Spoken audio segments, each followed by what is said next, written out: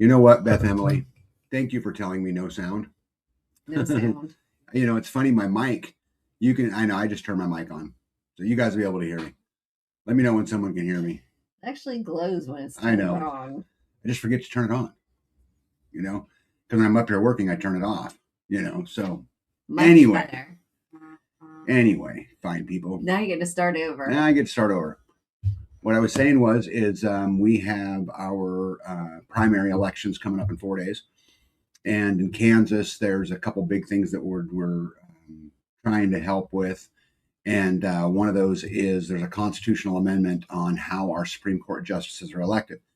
So currently, most Democrats want you to vote no. Most Republicans want you to vote yes. And so currently, our Supreme Court justices are elected by a committee of attorneys and then the governor. And so that's how it works. Now, they serve on a 6-year cycle, and then you get to vote for them to retain them at the end of the 6 years. Well, except one thing that they don't really tell you, which is that if someone leaves the vote blank, it counts as a yes vote. So you have to actually vote them no. And to my knowledge, there's no Supreme Court justice that's ever been voted off. So a yes vote, the Republican side puts the vote in the hands of the people, meaning that they'll have to campaign and they'll have to, do all of that stuff. And then they'll be elected to 6-year terms by the people. The argument on the left side is that you don't want big corporate money in our elections. And like where we live in Kansas here, like the Koch brothers and some of them, you don't want them buying an election. But what they fail to tell you is that the no vote, all of their stuff that's come out this year on the election is funded by Planned Parenthood and George Soros. So really, to me, it really doesn't matter, right? I mean, at the end of the day, it's either you're going to be corrupted by the big money of George Soros and Planned Parenthood or the big money by the Koch brothers, et cetera. Either way, it's the same. The question is, where do you want the visibility to be? You want it to be behind a closet or behind, or at least out in the open where we get maybe some kind of shot. Again, I don't have a lot of hope in voting, but except in the local level. I think we do it local level a lot. We do have a commissioner seat coming up, but that'll be in the general election. And so the Republican candidate who's running against the Democratic candidate, they'll run unopposed till the regular, not run unopposed, but they don't have an opposition in the primary. So they'll go on. Governor, we had governor candidate Phil Sarnecki at our 4th of July event. He's who I'll be voting for because I just cannot bring myself to vote for the establishment. This guy's just a business guy. So anyway, we got that stuff coming up. And that's been, fairly exciting, but we should probably get some hellos in, huh? Yep. You agree? Yep. All right. Here we go. Jules is the first one in. Welcome in. Good to see you. Carrie Davis, how are you? The greatest name on the internet. Half of us. It's in the house, as is my buddy Skanesgrove. Now I want to put this comment up there. Says, hey, Tag and B, this is Aljo and Barbara. Thank you, prayer warriors, for praying for Barbara. Her brain cancer is stable, and our son's Nick with ALS is also stable. We are grateful for our prayer warriors. Gotta love that. You gotta love community, huh? So many cool benefits. Jane Marie, welcome in. Jean Menke, hello. Beth Emily, good to see you. Let's see here. No live is complete. Without a pack rat. Back, my buddy Sharpshooter's in. How are you, my friend? Good to see you. I almost messed with your picture today for the live, but I decided not to. Maybe I'll do it next one. Anyway, let's see here. Oh, cool. Half of Bluff Plum says our local community has set up a barter group on Facebook. It's been an awesome hit. Great way to meet like-minded people in the community. That is cool. I'd love to see that. That's super cool. Nitos, how are you, bud? That is really all it takes. And young lady, depending upon which one it is. Let's see here. Kent, good to see you, says happy Friday, Tag and B, and fellow freedom fighter family. Welcome to another great evening, sharing together our regular scheduled unprogramming get-togethers. I've got, Kent, I've got your Pledge of Allegiance hung on the community wall, and I actually took a picture for you tonight. Oh, good. David Strom, how are you? You were, it was funny, earlier you were posting on Facebooks about Fauci, and it was cracking me up. But anyway, I'll just leave that one there. City Greens, welcome in. Good to see you. It's Dave and Sonia from Michigan. There's a YouTube channel. Welcome in. Grateful Hearts Ranch. Good to see you. I think there's a YouTube channel there too, if I remember right. Kent and Paul are in the house. They're freeze drying Sereno, jalapeno, Fresno, and hot bananas. That Wow. sounds good.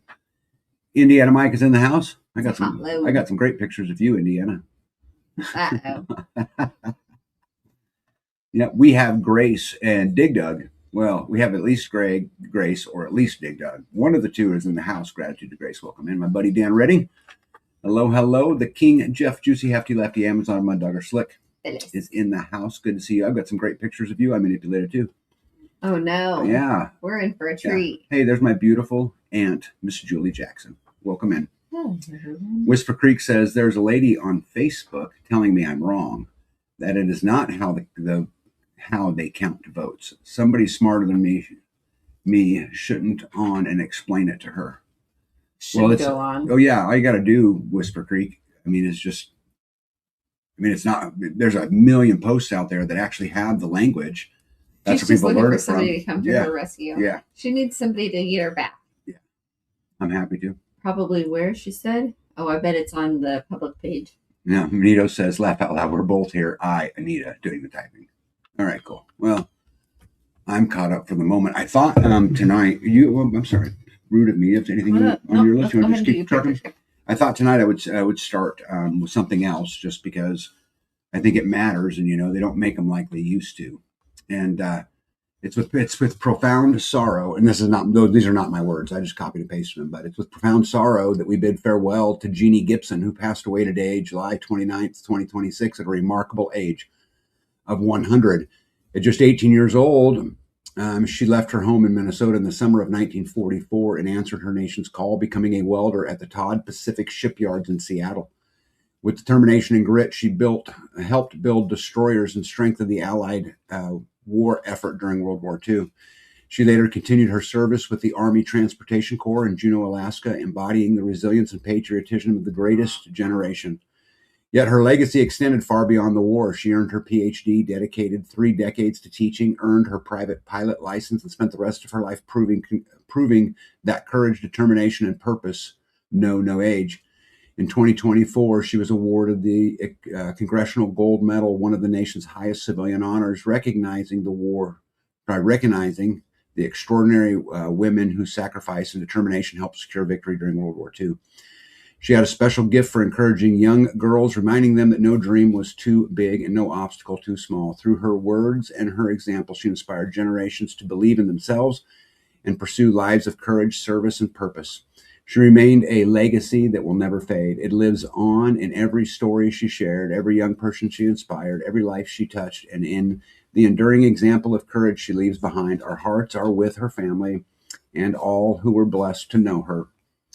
And just in case you want to know who it is, Rosie the Riveter died today. Oh my goodness. At age 100. Wow. Yep. Let's see here. Gratitude to Grace says, Grace is here. Dig Dug has been out digging holes. Tell him to get busy. He don't want us to accuse him of being on vacation. It's beautiful. They got some stuff coming up. Oh, cool. We have elderberries that sprouted and ain't comfrey so far. There's my buddy Silver Lining herself. So anyway, rest in peace, Rosie the Riveter. There's, a lot of people sacrificed a lot of things for the idea of what America was and what America was supposed to be. Yeah. And, this, I don't know how much of the story is true, that they tell in history books and these things, but I can tell you that just this movement helped many girls, around the world stand up and be strong and have courage and, say, hey, I can do it too. And so anyway, I think it will be sad. Well, not be sad. It is sad that she's gone. Hey, look at that life with what a wonderful life, though. Yeah, right. Icon. Right. She will go down in history. She gets to live forever. She's one of those few.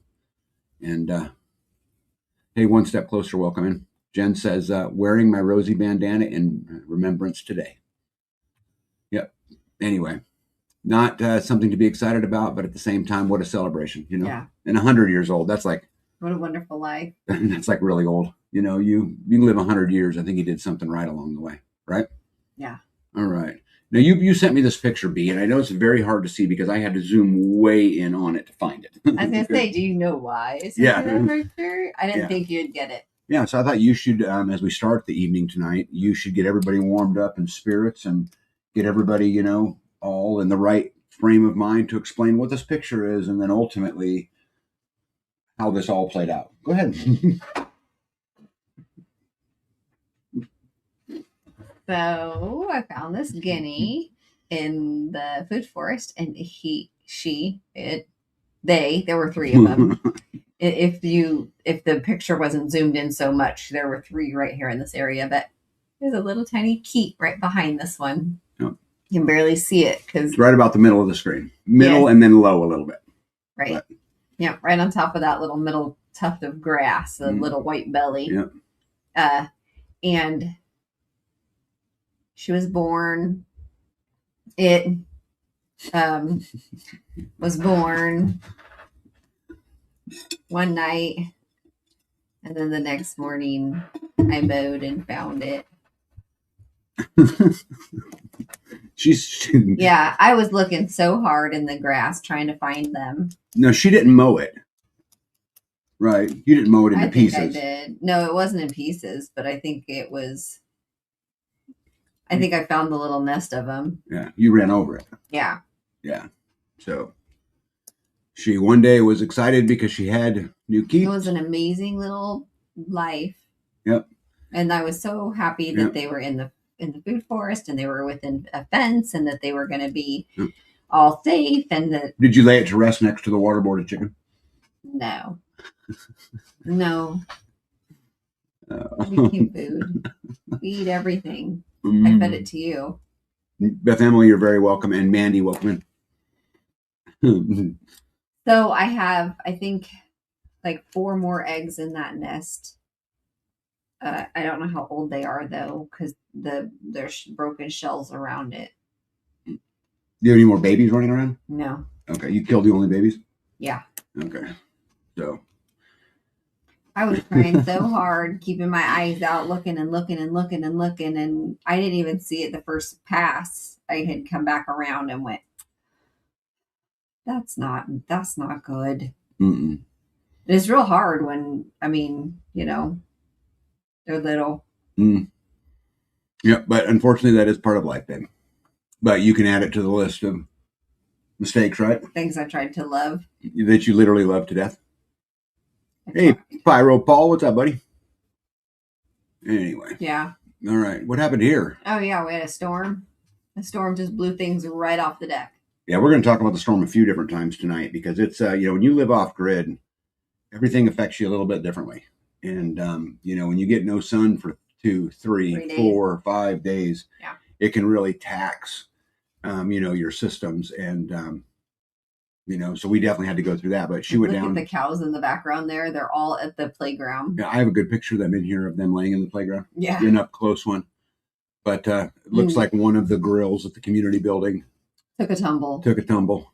Yeah, I disconnected the tank and flipped it over, got it back on its feet, and brought it back around, put the tank under there again. Yep. Mario says, my condolences to you and your bird, Bethany.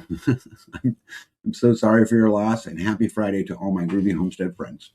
Happy Friday to you, Mr. Mario. Yeah.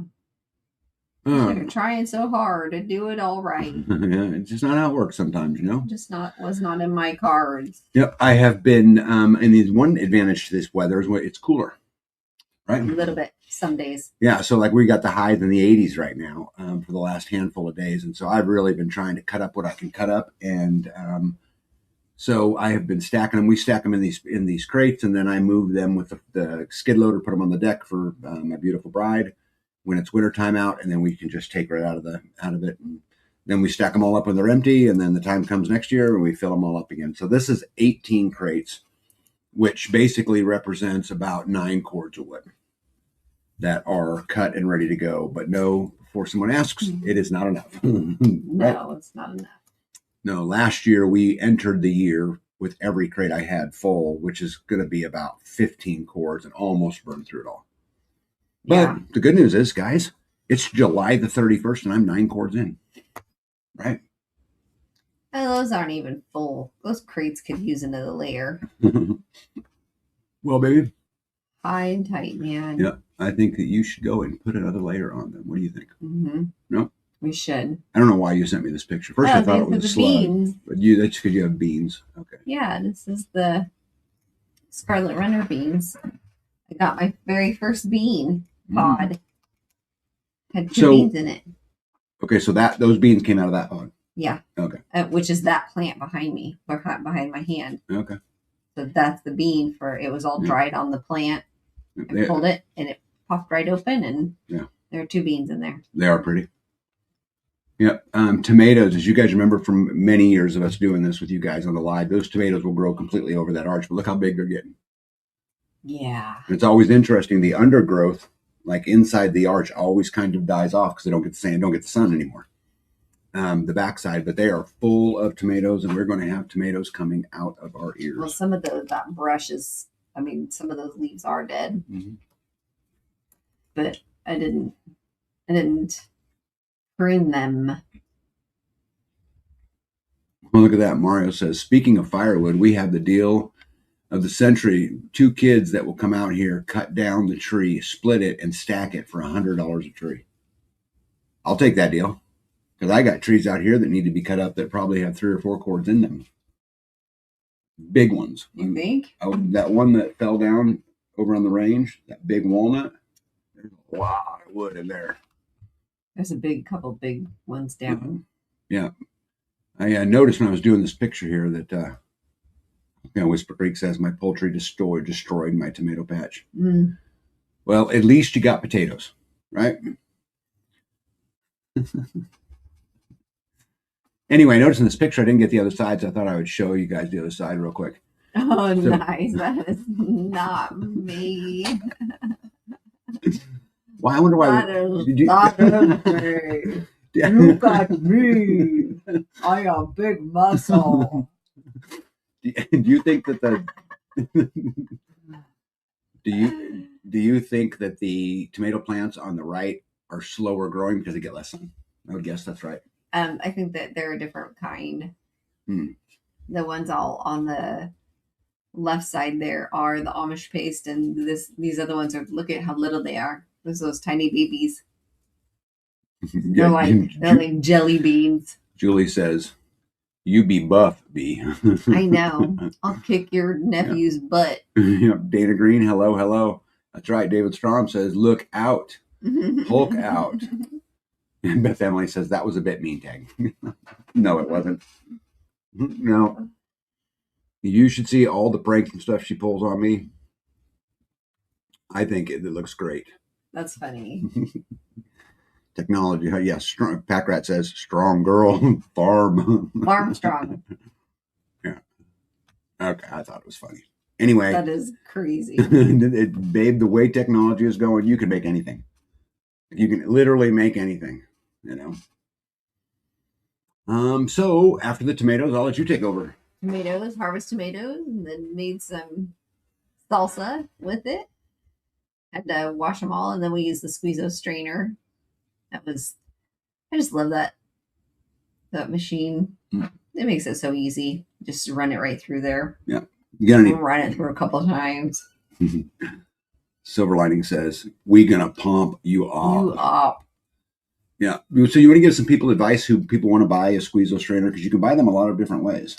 I don't have any other option. I don't have ones to compare them to. This is the one that I've used, and I have used it forever. Yes, but you can now buy them where a lot of the parts are made plastic. Yeah. Like the bowl is plastic. A lot of stuff. It's the screw part in the middle is what. Yeah. And when that is going around on the metal mesh, pushing the tomatoes or the berries or whatever through, you can get little pieces of plastic into the food.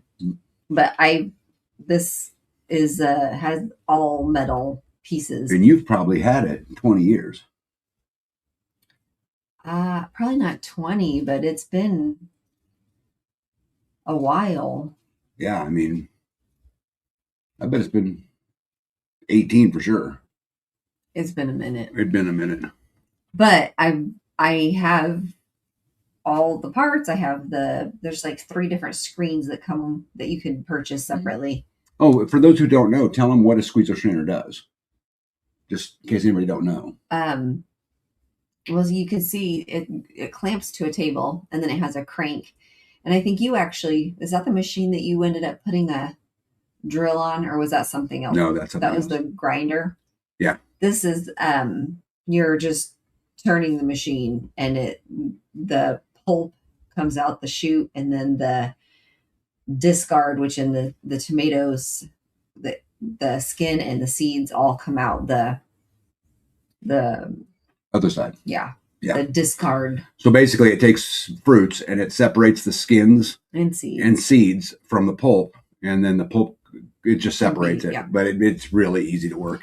And then you can get a berry screen so that you can get like blackberry seeds out if you have the seeded ones. You've Or never done blackberries what on is this. There's a berry screen and this one is the tomato Do screen. you have the There's berry another screen? one. Yeah, there's 3. Okay. I'm not sure what the other one is for. It has bigger holes, I think. Mm. But we Did you guys make more? You guys made pickles too, right? pickles. So why are the cucumbers in there? Yeah. You grind all the tomatoes down, get all the pulp and the juice, put it in the pan, and then we turn it on like a small boil and cooked it down so that it wasn't as runny as like tomato juice or water consistency. Cook it all down and simmer it until it's a little bit thicker. Then we added all the onions and peppers and jalapenos and cilantro, and there's just cutting all the pieces, all the other stuff up, putting it in the bowl, like the peppers, the onions, and. So is your salsa thick? I haven't. There's a jar down in the refrigerator. I haven't. Is it chunky? Really tasted it. I'll let you determine if it is thick or chunky. You can see thick and what chunky it. are not the same thing. You can see what it. If it passes your thick or chunky standards. You know, speaking of thick and chunky, that's a joke that comes from Grumpy Acres with Garen and Yoda. Salsa, right? Yeah, because they were making salsa, and I had told her, she asked me how I liked the salsa, and I said I want it thick and chunky. And what she brought back was... It was thick. You could stick a spoon in it and it stood up. But it was pureed. It wasn't chunky. Because you mean you want big chunks. You want big chunks of... That's why I call it chunky. Okay, so you want big chunks floating in thick, suspended stuff. Yes, thick and chunky. And speaking of Grumpy and Yoda, Grumpy's birthday's on Saturday. Oh. Yep. So happy tomorrow. Birthday. Yeah. Happy birthday, Grumpy, tomorrow. Yes, happy birthday. Good. Oh man. Tomorrow. I love how it stretches this. I think because you took it either one way or the other. Sometimes coming over from PowerPoint, it just does it. I don't know. But anyway, this last week I couldn't find the picture. I wanted to show you guys the picture that Kent brought, and it is Red Skelton's Pledge of Allegiance. It's a beautiful thing. If you don't know what it is, you should look it up. But it's found a permanent home, and that's a big, beautiful thing. Right by the drink station, so you can. Wisp Creek says he wants paste picante. They can junk it. Yeah, Nitos has got it exactly right. Diced vegetables, not pureed. Right. Half Bubble Up Plum says yes, like pico, but with a thick sauce. Yes. Thick sauce. Yeah. Pyro Paul says I like homemade salsa with the jalapeno seeds left in. Ooh, he likes it spicy. It should surprise nobody that Pyro Paul is a little bit spicy. Yeah. Right. This should not shock anybody. I don't think. Oh goodness, this started quite the adventure. You guys know that we did the solar panel deal, right? And I showed you guys last week the semi truck and the solar panels are kind of leaning and et cetera. How many we got left still to leave? 280. 280 still left to go. Yes, but 33 of them are ours. And okay, but what that pretty much means is about 400, a little shy of 400 have already gone. Have already found their forever home, right? Yeah. And anyway, so this is... And then two of those were storing, so there's almost 100 there. Yeah. Yeah, but my point is that almost 400 of them have found their home. Yeah. They're off the farm. So more than half of them are already gone. This is one family. This is Provident Provisions. Is that right? Oh man. The soap. Yes, I know. Yes. I can't remember. That saved my life. Anyway, that's where Abundant Provisions. Yes, that I told you guys to go over to Facebook on, and if you want to buy from a great family with a whole bunch of great kids, this is the right one. Well, anyway, this is them picking up panels in the back of their Suburban, and that's Indiana Mike helping out. And this is the king himself with the queen herself and Miss B loading panels up in the back of their truck. A couple of these pictures you guys will have seen from last week, but I wanted to put them all together because I just think it just tells an incredible story of working together to try to make it better on everybody. You spend all your time in your life worrying about only what's in it, what's in it for you. You got a miserable road in front of you. If you can collectively say, hey, what's better for all of us, then I think we get a chance to really make some dents. Right? You agree with that? And amazing things happen. Yeah. And this is, we were actually loading Sharpshooter's truck and panels that were headed out. And we loaded these in horrible hot weather. But again, another truck. Look at that stack, man. I know, right? That is double stacked. Well, now every one of those was put on there by hand and then re-put back and together. then taken off by hand in the 100-degree weather. Yeah, one step closer says if the salsa seems too spicy, you're just building character. Who else did come? Oh, yeah, look at that. So these were headed to Missouri, to a very good friend of mine's house. And they broke it down into one pallet down into 2 stacks so it would haul better. But I got reports back later that evening that everyone made it. Oh, no broken? No broken, safe and sound. Woohoo! And if you look all the way back there in the background, there is B stacking firewood. Oh, yeah. It's you all the way back there. Yeah. Can barely tell. Yeah. I just blend in. Sharpshooter says, believe it or not, it was hotter in the barn unloading them. No, I do believe that. You got no wind. Yeah. You got no airflow at all. Sometimes when I work in my shop, I'm dying because of that. Yeah, I remember his bride said it was hot when they got them all done. Anything else about it being hot? About them undoing their panels? Yeah. Everything go okay? Yeah. Yeah. They didn't have to do anything weird to get them all off or nothing crazy? No. Okay. They just... What are you laughing for? Because she didn't say they should have taken her shirt off and they go, sorry, Charlie. It's getting hot. Anyway. That's our duct tape. Yep, there's Miss B and Skane's girl. And I can tell you guys a funny story. So we were stacking them and so me and another guy were bringing them to them and setting them down. And then they were just trying to get them stacked in a nice neat pile. But they shift around a lot. A lot. So I said, hey, get some duct tape and we'll just tape the corners. So they just stop shifting. And Skane's girl says, as she always does, I have it in my truck. That's one in my truck. What, you have a blood pressure cup? Yep, in the car. Yep. So if you ever need a flux capacitor or blinker fluid or any of that, if there's anyone who chances they're going to have it in their car, it's going to be Skane's girl. But anyway, she brings out this roll of duct tape that has to be 47 years old. It's oblong. It was oblong, and it worked great. Super sticky.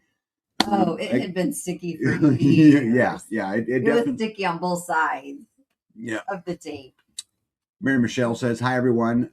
What a week it has been. I was let go from my job. I was just given a raise for a good job and was doing then a 360-degree turn. Oh, that sucks. What? Wow. That sucks. Yeah, why, Mary Michelle? Did they tell you why? Danny Green says, I went garage sailing, laugh out loud, found 5 old-time gas pedestal oil lamps in one place, 3 match, and 2 match. Cool. Dan says, an unrelated news tag, Hans and I got onto some good gold up by Telluride last week. You hang out with Hans? Tell that guy I said hello. I have not cleaned out cons yet, but I wouldn't be surprised if I had a full gram. Cool. Good for you. That'd be fun. Badass. Yeah. All right. Let's see here. Yeah, more panels. Yep. And so this was going to Redneck and Stanley, but I was trying to remember the name of their farm. They just gave it a new name not too long ago, and I just forget it. But anyway, the Fritter Homestead. Yes. There we go. Anyway, these are headed off to the Fritter Homestead, and they were just loading them here, which is also really, really cool. No. And these are actually an interesting story. These are people who I don't know real well, but they found out about the deal, and we got them a pallet while we were at it. And she runs a homeschool, and I'm not sure what he does for a living, but they turned out to be very nice people, and they got to take a whole pallet home with them, which I also think was and pretty they good. were good workers. They were good stackers. Yep. They were good stackers. They were just and they were efficient. Fast. Yep. Yes. They were going in a different direction in medical billing. Well, that was an awful quick different direction. Yeah, but that's an awful quick turnaround to change the whole direction of a company. Especially after a raise. Yeah, Dana says, yes, I have enough of comfortable light and power outages. My total is now 10. Good for you. Good for you. These are going down south to some of our political warrior friends. I didn't get a chance to get a picture of the truck while we were loading it. And so I sent them a message and said, hey, give me a picture, because I knew I wanted to put it in live. And so they've got their pallet. I love it. Moved in. They stood them up. Yeah. Yeah, that's a bunch. He's going to have a big old, he and her will have a big old system.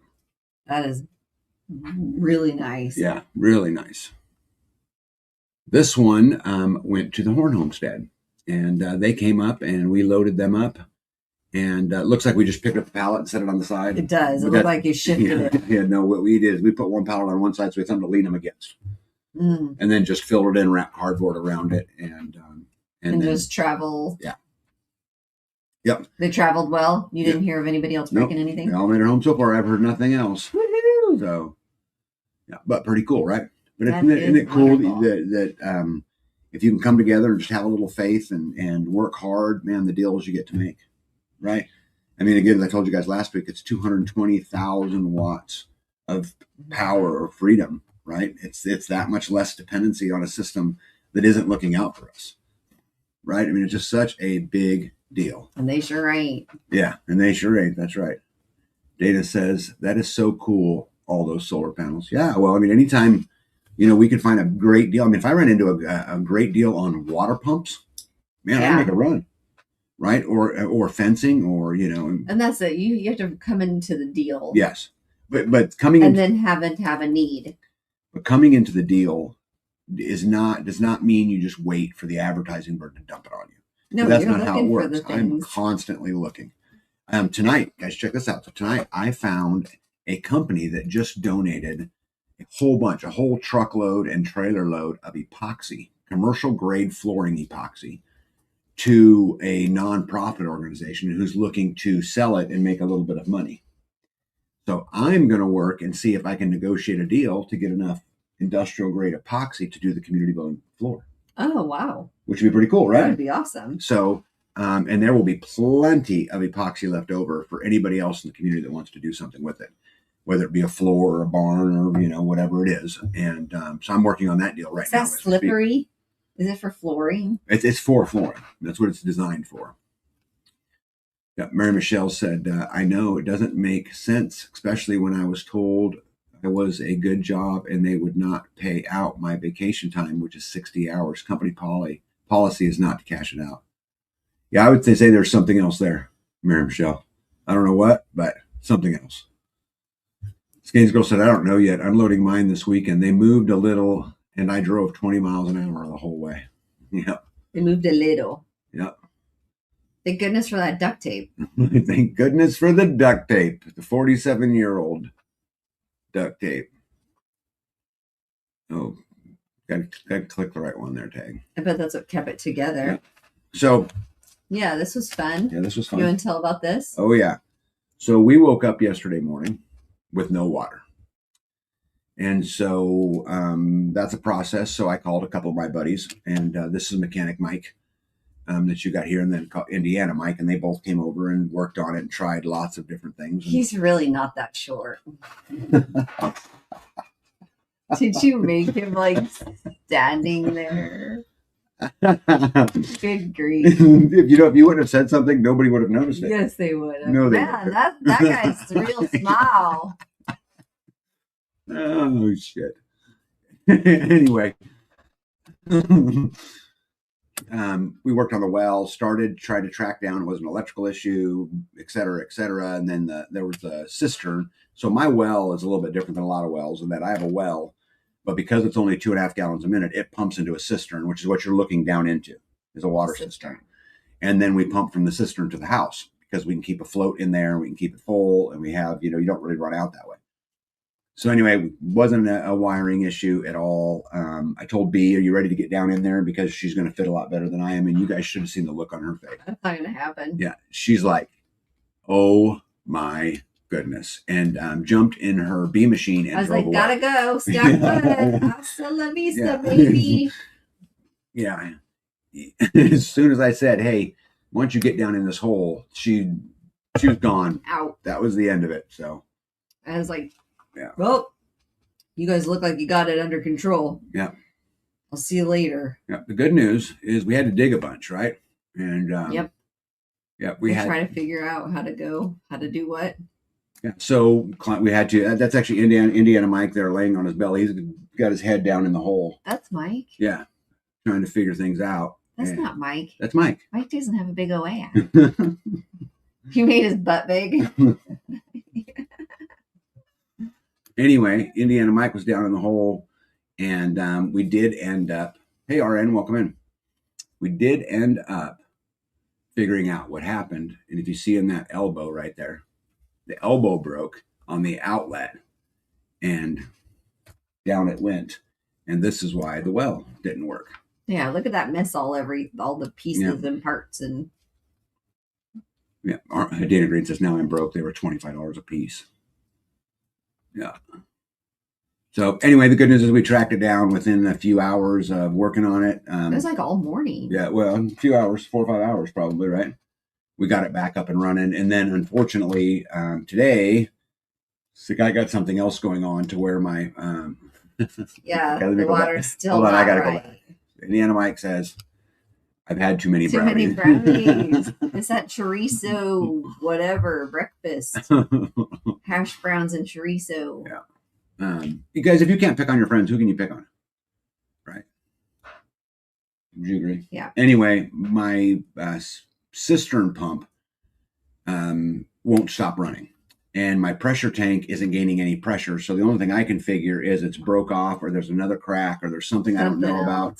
So I'm going to have to go right back to it tomorrow. I have to get up in the morning and go to Topeka. I've got a meeting with an attorney. But as soon as I get home, I've got to figure out how to fix the issue. The good news is we have water. I just have to manually turn it on at the breaker. That's weird that those risers should be in a line with each other. Yeah, and one is like one way and one is the other. When you get your rainwater system full in the barn, it will be easier transfer of water to your house when that happens again. Yeah, I keep trying to get to it, and then I keep having well problems or this problem or that problem. So festivals. My hay has been out in the field. Oh my gosh, we got to get that hay picked up. The cows are like. I know. Would you rather pick up the hay or fix the water? Right. No, I need water. I mean, I'm saying. I got to get them curdled milk out of the sink. Yeah. See, there's your picture of the cows. Yeah. Well, 3 of those are ours. The big guy in the middle, and he's on loan. He's smiling. Yeah, but he's pretty happy. He's got his whole own personal crew. Nobody, is interrupting him, and they're hanging out down at the playground at the community building. But yeah, Joey was just licking on right before I took that picture. He was licking that tricycle. Then I was zooming in. He turned and was starting to walk away. And then you see a beach ball over inside the. Oh yeah, there is. That's the water canal. Yeah. Then the chairs are all toppled over because that wind just took. I don't know how strong those winds were, but it really moved some furniture. Skanes Girl says, just confess, MMR, you got implants for your B-day. Butt implants. She must have got butt implants for Indiana's B-day. I don't know where the other cows are, but anyway. Oh, they're just off to the sides. They're there. Isn't that beautiful though? Yeah. Yeah, they have no problems going right into the pond. Yeah. I chase them with fly spray. Well, it's not fly spray. It's water and mineral oil and a couple of essential oils. Yeah. And they don't like it though. I chase them down with it and they go right into the pond. I told you their tails were white. Yeah, the tips of their tails. Yeah. Except for Moo. Yeah, it was funny. We talked about last week how Basil, the boy on loan, got right in the pond. He's No a problem. loner. That's what happens when it's, there we had a day where our heat index here was like 121 or something. Mm-hmm. And so it was pretty hot. And well, these trees are so low, the branches, so they go right underneath these. We need to remove these trees off of the dam, but it's just one more thing. Right. You want the hay removed first? Right. You want the plumbing fixed All first? of it. Or do you want the, Well, this is food. They sit there and strip the branches and they're willow trees. In the they're in the pond, in the shade, in the water, eating. So I figure sounds like your life. I figure it can't make them, can't hurt them. Yeah, can't be too bad. Right? They're gonna get a bellyache if you're eating in the water. And back to the storm. So lovely. during the storm, the king himself, his generator. He's got the best legs. He's got nice legs. Yeah. For the king, he has got some nice legs. Yeah, he does. Anyway, he needed to borrow a generator, and so he came over and took us a little bit. Actually, Indiana and Mike came and helped too. And right, I hadn't ran it in a couple of years. But we got and Carl. And Carl, I forgot about that. They had the whole crew trying to get this generator working to get some power. Yeah, but we got it, and then that headed off to its place. Because again, one of the problems when you guys live off grid is that when you have low light conditions, you need a big solar bank, a solar panel bank. Yeah, because if you don't, you just don't charge. And it had been raining for so long. He was trying to keep his feet wet or dry. Yeah, that's why he was wearing those pumps. Trying to keep him up off the ground. Keeping him, elevated. Smart guy. Smart guy. Keep his heels dry. Yeah, smart guy. I was amazed at how toned his calves were. I know. With Tina Turner. Dana Green says you should have went with beige. Probably would have matched better, huh? Yeah. Anyway. But he did have a black belt on, so that was all fine. Oh, that's right. We had to color coordinate. Yeah. Okay. All right. But again, another big advantage to having community guys is, when you need a tool, you need something, one of your something breaks. Yeah. We just scramble and make it happen, I know. Or you can't figure it out. Like the math isn't mathing and you bring another brain in and they go, did you do this? And you go, oh, yeah. No, I didn't. I'll do that. Yeah. It was like listening to the guys up at the pump or up at the well. Well, well pump.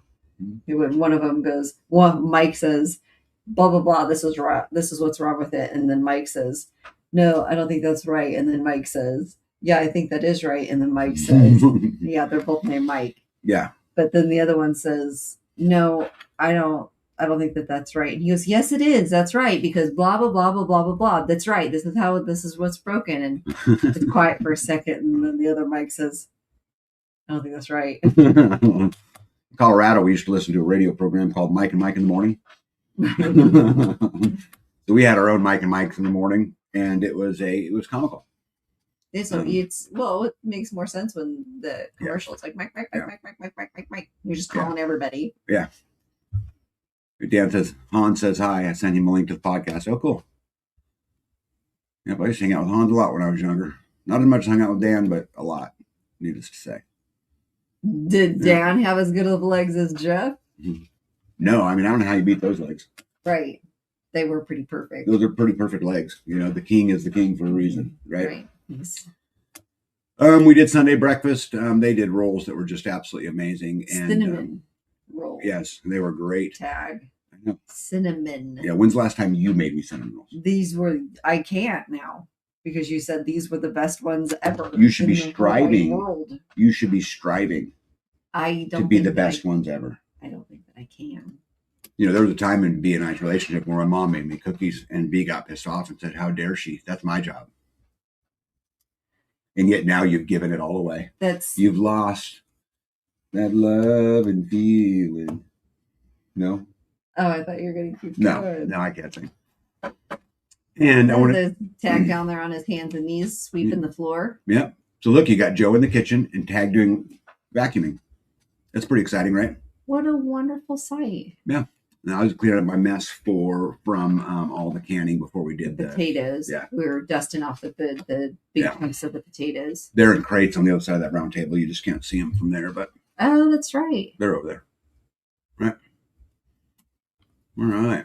Oh, this is big news. So I don't know if you guys know this or not, but the book 1 Second After sold over 1 million copies. Who's heard of it? I would bet. Yeah, in the audience, all you guys, have you've heard of 1 Second After? Oh, I guarantee you. Or William Forstchen. Yeah.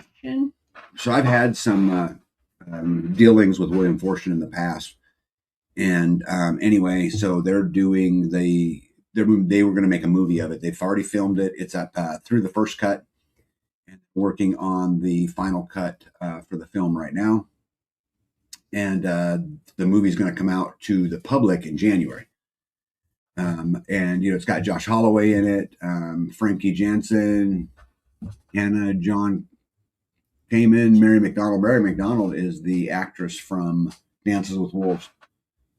The lady that he finds, she plays the Stands with Fists. Yeah, Stands with Fists. She plays in there, but there's some pretty cool names on that coming out. But anyway, so I got invited by William Forstchen to go to the casting premiere, which is where all the actors will be and the staff will be and all of that. What a wonderful opportunity. In September. So I'm going to fly to New York City, which I don't really want to go to New York, but going to the casting premiere of 1 Second After will be pretty cool. So that will be really cool. So I'll be heading down there and seeing what kind of contacts I can make with different people and enjoying a movie and then flying home. Never thought I would be flying to New York City to see a movie to then fly back. You never know where that takes you. Yeah, Greg Grace said, I read the book 1 Second After. Yeah, I don't know if you know this or not, but there's one day or 1 week after and then 1 year after. Yeah. In the series. Skanes Girl says, of course. Jen says, thought-provoking series. So anyway, that's what I'm going to be headed to do, and I'm pretty excited about it. I am too. Mm-hmm. I am super excited. Yeah. So I'll let you guys know what I think of the movie before anybody else has seen it, which would be pretty neat. They haven't even released the trailer to it yet. So we've got a bunch of stuff to do, and I'll meet with them probably once a week until that time. Because again, business is business. But anyway, pretty neat. Would you agree? I think it's super exciting. Yeah. What a wonderful opportunity. Yeah, well, I don't know. I mean, it's a whole bunch of money to go watch a movie. Yeah, but you just never know you don't know what that leads to. You don't know what your journey here on Earth is supposed to be. Yep, I don't. And it'll be fun. And me and a buddy, I'm going to go with the guy that owns the Bug Out Bag channel, which is a buddy of mine who we own businesses together. Bug Out channel. And he's going to fly in he lives overseas. He's going to fly in from overseas and meet me there probably. And we'll go. That's so exciting. Yeah, which is pretty cool. Yeah. Oh, we'll see. Beth Emily says, my husband said years ago, an apple pie I made him was not as good as his mom's. 35 years later, I have not made another one. Good things his sisters and mine make them. Oh, no. That backfired. 35 years ago. Yeah. Roman's Girl Welcome In says, oh, Tag is an actual influencer. Yeah, no. There you go. No. Hey, Terminator's in the house. Good to see you. Yeah. Carrie Davis says, most important question is, what will you wear? Well, I'm betting that I'm wearing something that contains the words Grid Down and EMP Shield will be my guess. But like a suit? I don't know yet. With your work clothes? I ain't got that far yet, so we'll figure it out, but I've got a lot of time between now and then. So I'm actually working on I'll tell you guys later. If I pull it off, I'll tell you guys. Dude, that'll be awesome. Yeah. Money is fake. Good thing to use it for something real, like an experience in networking in New York City. Yeah, money. Right. You never know what kind of networking that leads to. Like, wow, what an opportunity to be able to get some avocados from California. Except I'm going to New York. I know, but you don't know what that leads to, is what I'm saying. So it's your home. There's things that we can't get here. Something that, an opportunity to be able to trade, barter. What can we have? Corn. We got some corn, some wheat. So what you're hoping for is that by taking a trip to New York City to see a movie, it ends up in avocados from California. You just never know what it leads to. Skane's girl says I can borrow Gypsy's heels. Yeah. Then you can get your you can start your balancing act. Yeah. What do you got on your list? And then we'll go. We're gonna do some good news tonight. Anything else I didn't cover already? No. Something else I want to tell you guys about, and if you guys want me to fill you in on, man, it's dark in here. It is. It's because the sun's going down, and it's just perfect.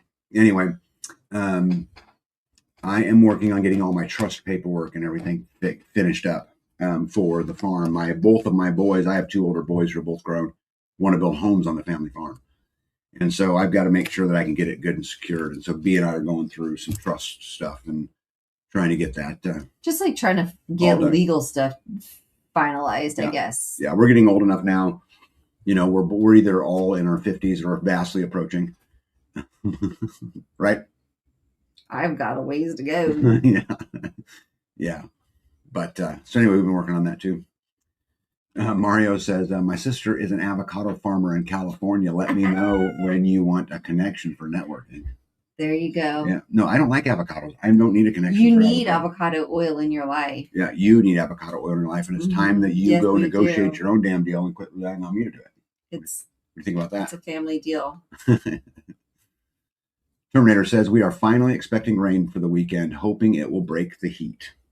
That's what broke our heat. Amen. Right? Stan Guthrie, welcome in. But anyway, I'm glad we're getting to it. It needs to get done, and it should be pretty painless. But I'll keep you guys posted as we go along, because I'm looking for something a little bit unique. In that, I want to make sure, obviously, that B is taken care of, but that also my farm stays in the family forever. And so we're going to try to do some unique things to make that as likely as possible. So Dan says avocados are indeed weird, but they got great on sandwiches. You like avocados on sandwiches? Mm-hmm. You like avocados on anything? Right? I just eat a plain. Yeah. All right. Well, should we get to some good news? Sure. You excited for some good news?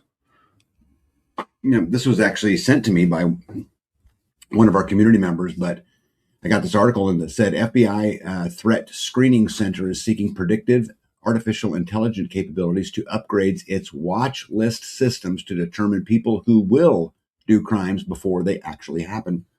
Per reason, the Trump administration is creating an AI system for pre-crime policing, hoping to leverage government data on private citizens to predict crimes before they even happen. That's crazy.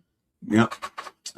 Wide Awake Media, who I follow a lot, says investigative journalist Whitney Webb, they don't really need blackmail anymore. Planeteer is the new Jeffrey Epstein, which, by the way, one of the biggest owners of Flock Camera is Peter Thiel from Planeteer, just so you guys know.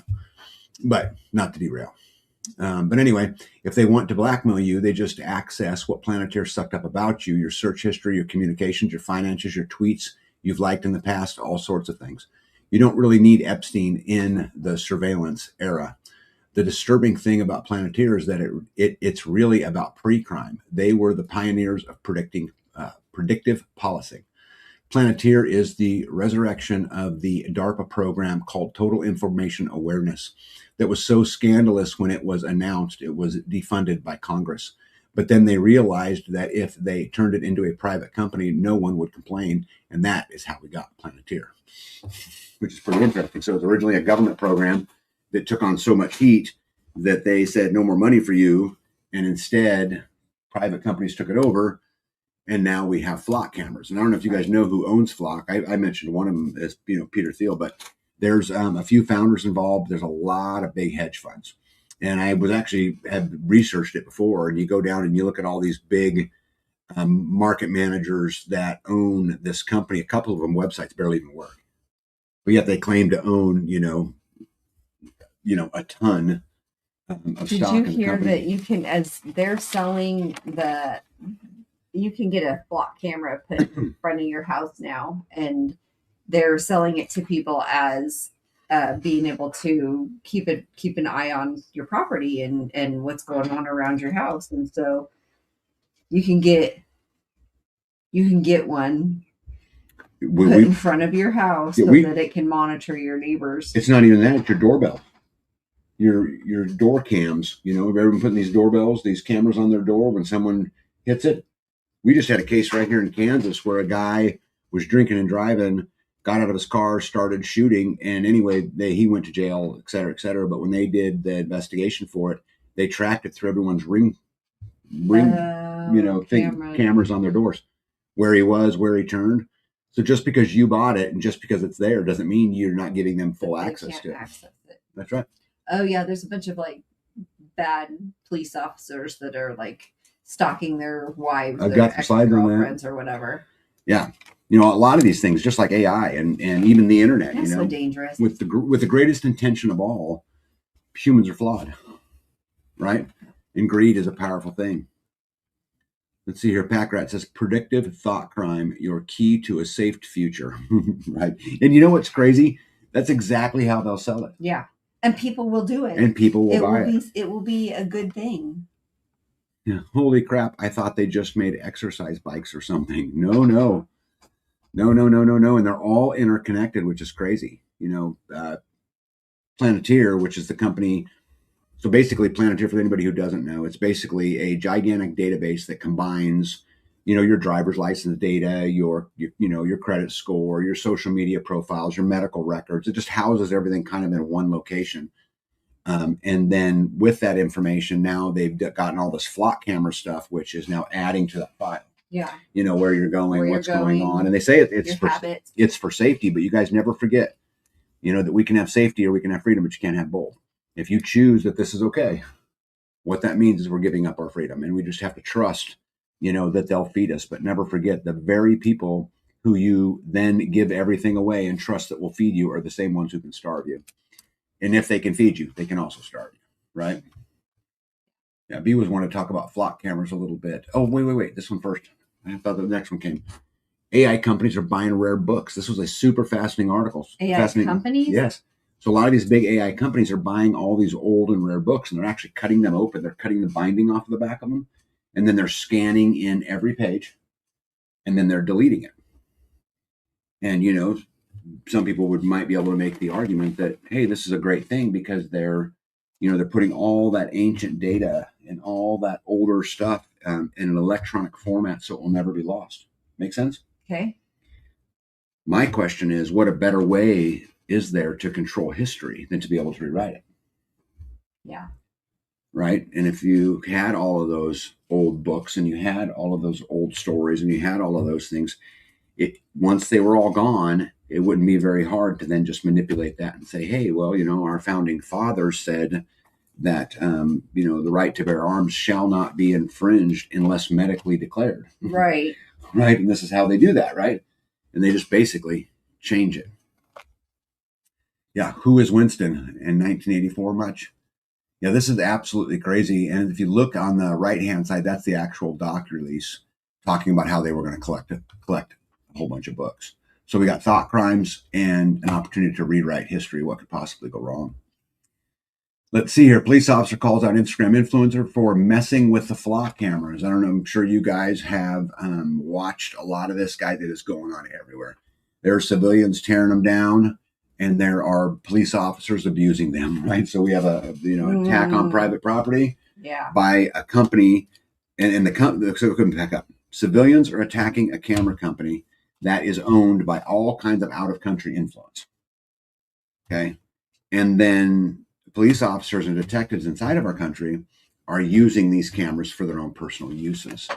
Former Louisville police officer arrested, charged with stalking and harassing ex-girlfriend through the flock cameras. Yeah.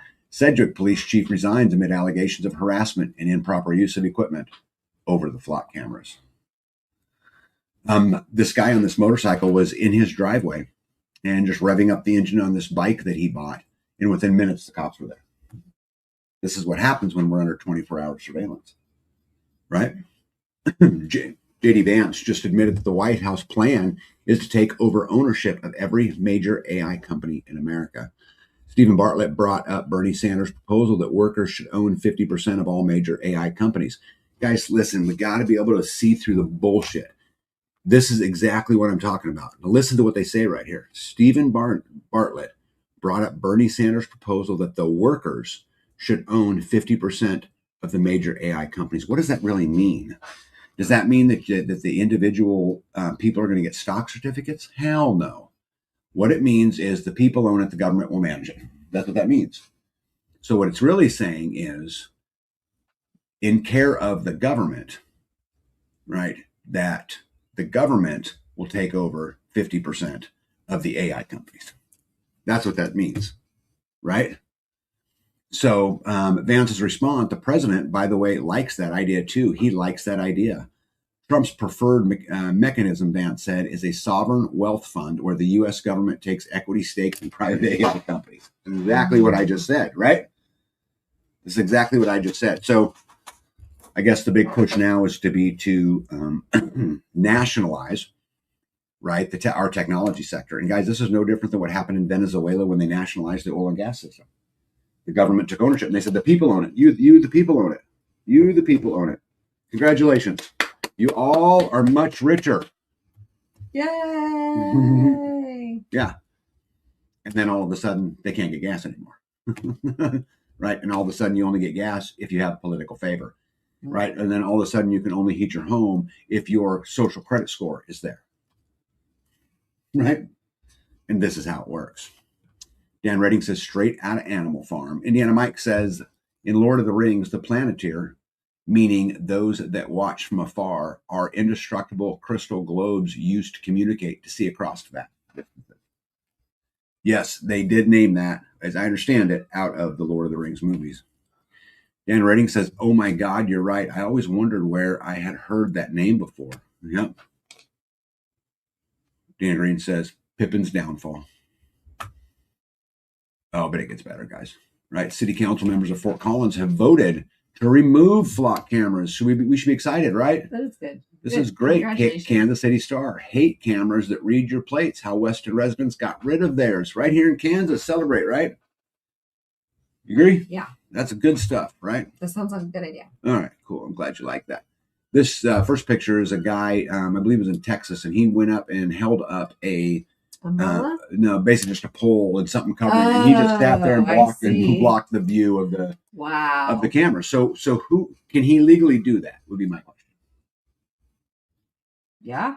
Okay, why would you say he would legally be able to do that? Because he's not hurting anybody. He's not taking the rights of somebody else away. Except he's interfering with official police duty. You could argue. Is that the police? Well, police don't own that. No. Planeteer owns it. But then they lease and sell the rights to all government agencies, not just your local police. They'll have to get it from a different view. Yeah. Well, I mean, I think your First Amendment says that you have the right to free speech. I would argue that that's free speech, and he's sitting on a public sidewalk. Yeah, he's not touching which is paid for by the people. So he certainly has a right to be there. But would they consider that interference? Probably. Right. Well, they did, and he was arrested in jail. Really? Really. I strongly advise you not to go around giving every public-facing surveillance camera a nap like this. Absolutely. Would be terrible. There are a lot of people out there offering advice on green lasers or this type of spray. I'm not condoning any type of destruction of any kind, to be clear. However, it seems like there's this big war going on. And right now it seems to be more coming from the conservative or the right side. But wait until the liberals figure out that these cameras are also used to arrest illegal immigrants, right? Wait till the story breaks out of, I believe it was Texas, where, in fact, it was Texas. I remember this, that they have some different types of abortion laws in Texas, and a girl had went and gotten an abortion, and they used the flock cameras to track her down where she went. So when the left figures out that, you probably will have the right and the left pissed off about this. But we shall see, right? Americans are declaring war on flock cameras, and people are tearing them down. Guys, this is happening everywhere. They're sawing them down. They're running them over. They're spray painting them. There have been many arrests across the country for destruction of these. Americans, even in rural towns, are saying they are under surveillance by flock cameras. I pass 8 flock cameras on the way to my kid's school. 2 stoplights, but 8 flock cameras. Remember that sentence. That's a very important sentence. 2 stoplights, 8 flock cameras. I live in a rural county and passing more surveillance cameras than I am businesses. This is insane. I don't know if you guys know this or not, but Flock is an $8.4 billion company. They take 20 billion pictures of license plates per month around 5,000 communities. So if you think about that, right? That's a lot. That's a lot. That means that the average person's car is photographed 70 times per month. Yeah. Maybe you should find them and go take different routes. Yeah. But guys, it's for the greater good. Right? It's for the greater good, they say. Packrat says pronounced Palantir. Palantir. Yeah, I say it Palantir, but yeah, he is right. It's Palantir. Yes, thank you for correcting me. Hey, look at that. Mr. Hans. It'd be me, Hans. What be Hans? Hey, Hans, are you still driving a Volkswagen Beetle? Gotta know. Gotta know. Let's see here. Yeah, I'm gonna skip that one. This is horrifying. Every American needs to read this. California resident exposed what's really going on with the Flock cameras. I want to be clear that these cameras actually are. And I say that with someone with 20 years of experience in IT. I've served as the chief network architect for Fortune 500 companies. I've designed data centers, and today I work on cloud infrastructure for one of the largest loan origination companies in the country. I'm not speculating on how this technology works. I've read their patents, and I know how it works. Flock advertises these cameras as simple license plate readers, but their own patents tell a very different story. They're AI-powered surveillance machines that capture every passing vehicle and person and transmit that data to a private corporate cloud, making it queryable by a multitude of state and federal agencies.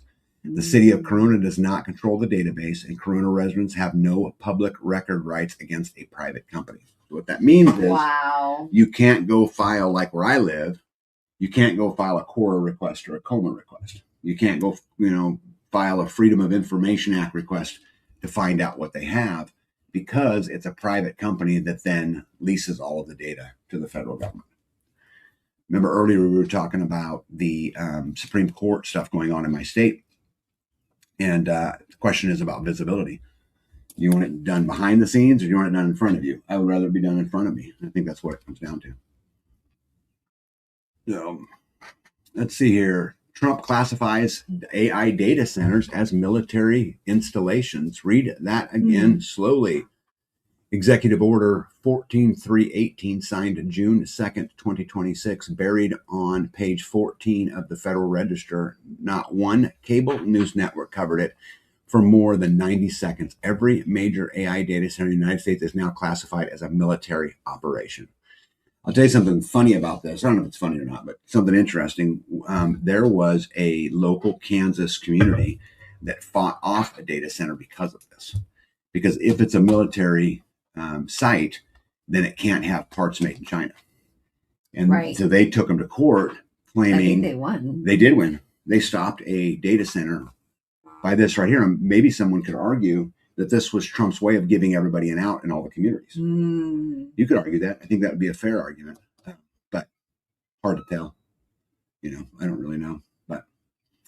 But here's the good news. Remember when I told you to remember the whole stoplight sentence from before? Yeah. You remember that? Flock has decided that maybe they're getting their butts kicked. And so they own part of a company called Axon. Axon puts the Flock camera in the stoplight. In the stoplight? Yes, in the light itself. So you can't see them. You can't see them, and you don't know they're there. And it's pretty hard to walk up and cut them down. It's hard to spray paint them. It's hard, all of that. And so many cities have dropped Flock cameras only to replace them with Axon mounts. And so all they're doing is taking them off the side of the road and putting them up on the street cameras themselves. And now you won't know where they are, and won't really be able to deal with them. A company called Axon is creating surveillance camera that can turn every street light. I'm sorry, not the street lights, like the big lights above you, right? Yeah. They can turn every street light in America into a system like Flock. If you thought Flock was bad, a company just ended their partnership with Flock to go create something even more terrifying. There's a company called Axon, and one of the big problems with Flock cameras is to get them installed. You got to hire a crew. You got to put a hole in the ground. You got to get an electric wired up, all that stuff. and they didn't like that.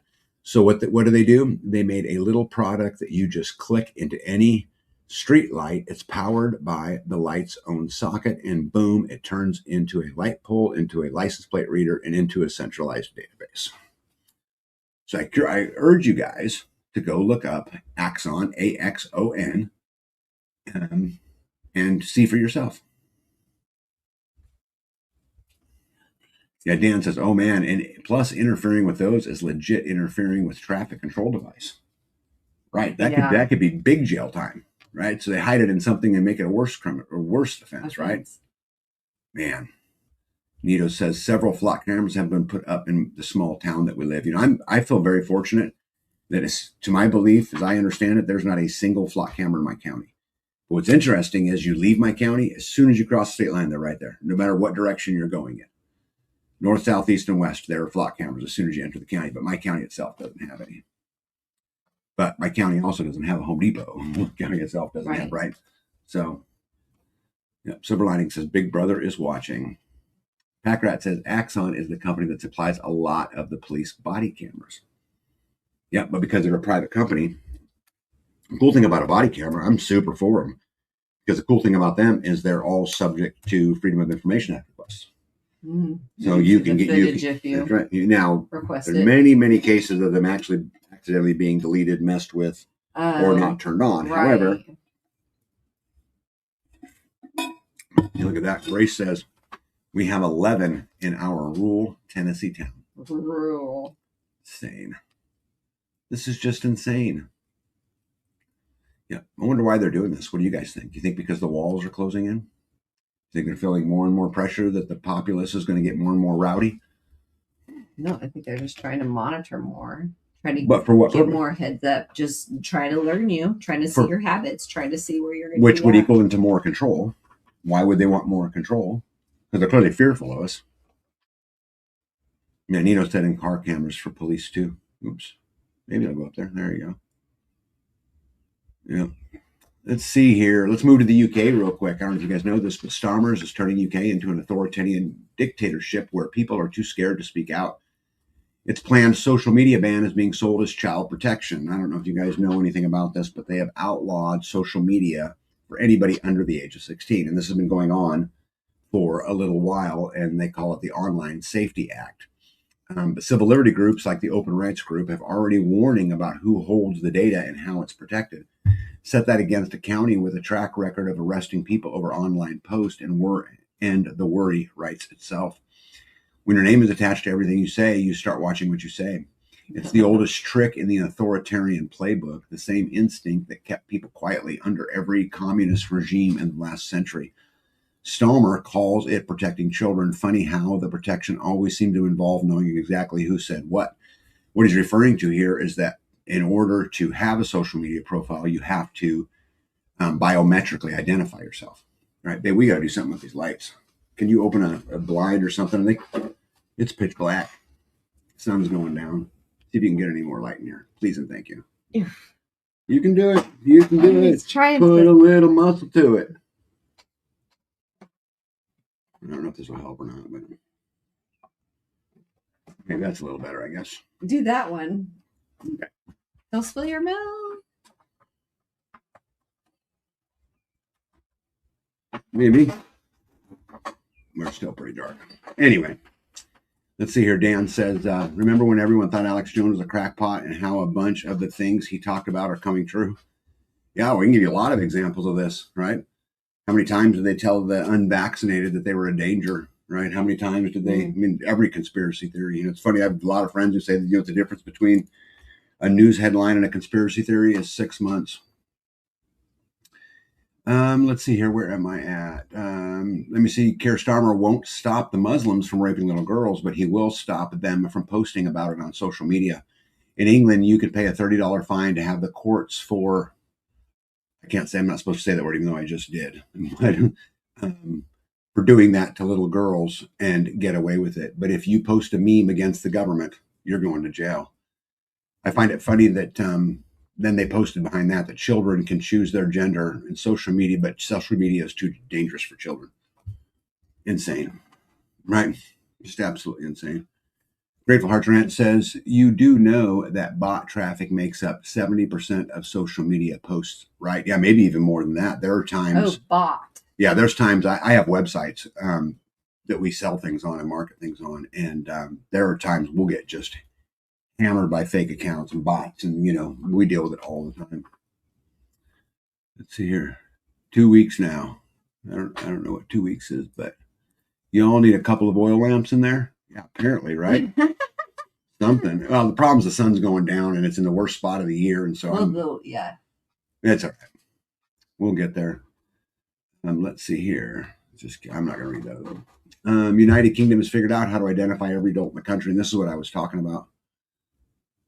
Starla, welcome in. Says to ban 16-year-olds from social media, the system needs to check the age of everyone. In other words, the real target is every adult. To block kids, every user has to prove their age first. Approved methods, facial recognition, digital ID, passport, or bank data. The framework law has already passed, and the actual ban comes later without full parliamentary vote. Australia did it first. Spain and Greece are already copying. You can't put an age fence around kids without fencing off the entire community. I think that's really well said. I think at the end of the day, all this is digital ID, and they're going to go at it a lot of different ways. Trump, one of the things that Trump did, he just created those $1,000 savings accounts for everybody, right? But again, in order to have a financial account, you're going to put your name, you're going to put your child's date of birth, you're going to put your child's social security number, right? For tax reporting purposes, you're going to do all of that stuff. And it's just, they keep closing in because we as a people don't have the courage to stand up, and tell them no. I think it's completely sad. Germany tears down over 1,000 doors a month to arrest people for internet posts. The European Commissioner von der Leyen says at the World Economic Forum that the censorship must be imposed on the internet. They can't stand people questioning and rejecting their dictatorial ways. She doesn't allow them to read her text messages, but she wants to read citizens' messages, right? Tyranny is at maximum expression. I think it's more than that. I mean, I think that is true, but I actually think we have a very unique war that we're kind of under, where you've got, the people kind of fighting the deep state in every country, right? It's going on everywhere. And there's a lot of ways. You don't think that they're connected? You don't think that the deep state in other countries are connected? I think it's absolutely connected. Yeah, that's what I thought. Maybe the way you worded that you were thinking that they were not. No. United Kingdom, France, Germany, Spain, Ireland, Netherlands, Belgium, Denmark, Norway, Sweden, Finland, Austria, New Zealand, and Canada all now have social media age restrictions. But again, everybody wants to celebrate it. Oh, well, a 10-year-old kid should not be on Facebook. I agree, but it's not the job of the government. It's the job of the parent, one. And two, how do you know the kid was 10 unless you can verify who they are and what their age is, which means they're going to be able to identify everybody that gets on any site anywhere, which also means once they know who you are, they'll be able to control the information that's fed to you. Basically. That's what that means, right? Let me see here. I guess I'll say the quiet part out loud. The government refuses to ask you for proof of citizenship to vote, but they'll ask you for ID to be on social media. It's right in our faces, and no one is even talking about it. Social media is a bigger threat than voting. Scumbags. I don't think I could agree more. Hans says parents just need to use the belt again. I agree. I do. You know what? My dad whooped me a couple times, and you know what it did? I didn't want to get whooped anymore. Right. Right. I knew that I lived at a time where going home was a worse penalty. I'd much rather take whatever. More afraid to go home. Oh yeah. Oh yeah. The principals didn't have anything on pops. Or your mom. Right. Europe is done. Denmark just announced plans to ban Islamic call to prayer nationwide, as the end of the messages from the immigration minister couldn't be clearer. The call to prayer should not be heard over Danish rooftops. You shouldn't be in any doubt where you've ended up. And this is the fight again that I'm talking about. You've got these two very opposite sides, which interestingly enough has been created for us. In my opinion, the system's created the big identity politics issues around the world, the left versus the right, whatever you want to call it. They've created this because as long as they kept us divided, we can't fight back. But now it's kind of backfiring a little bit because you have this big line being drawn in the sand all over the globe. And you have countries like Denmark, for example, here, or Poland, or a lot of the other ones who have just said, no, we're not doing it. Yeah. And then you've got the other side capitulating and saying, yes, we are doing it. And it really seems like to me that the, lines are being drawn, right, for a much bigger issue, which we'll talk about in a little bit.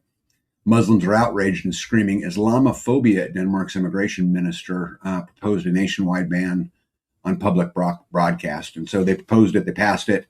And of course, they're getting a lot of heat. The good news is for Denmark, this was a country that opened its doors and said, yeah, this immigration is a great thing. And then all of a sudden said, whoa, wait a second. I get a lot of comments on my YouTube channel about, who tells you that the United States owns that country? Why do people why are there borders anywhere? And it's I understand the argument. I understand kind of where they're coming from. But at the end of the day, why do you lock your door? And I think that ends the argument. And I don't know anybody out there that wouldn't lock their door. And so you're protecting whatever space is yours. Now we can have a conversation about, well, how does space become somebody's, right? And that's a whole nother conversation for a whole nother day. But I don't see any problem with locking your door to keep yourself safe. I do it. So I don't want open borders. Top U.S. Army drone expert, Iran has the tech, reach, and motive to launch deadly drone attacks on California or anywhere in the U.S. at any time. Brett Velovich, former special ops intel who hunted ISIS leaders, drops a serious warning. America is now extremely vulnerable and not prepared for this kind of threat. The FBI has already sent alerts to local police about it, so it's not just talk. When a guy who spent years using drones to take out terrorists says the U.S. is not ready for this, it's a major red flag. Or is it a major false flag? Because this just in. The U.S. has now reverse engineered Iran's major drone. They've renamed it the Lucas. They're making them for $35,000 a piece, and they look identical. And we are now manufacturing them. So is it a warning to California? Is it a red flag? Or could it be a false flag? Let's see here. Oh, I missed a bunch here. Let's see here. Starla says, hey, Tag and B, how close are you to Concordia? We are moving to the area. My daughter is there. Not far. Starla, maybe, hour and a half, maybe, would be my guess. Packrat said parents did more of that. They would need to do less of that. 100%. Oh my, I just looked at the temp outside, 109. No thanks.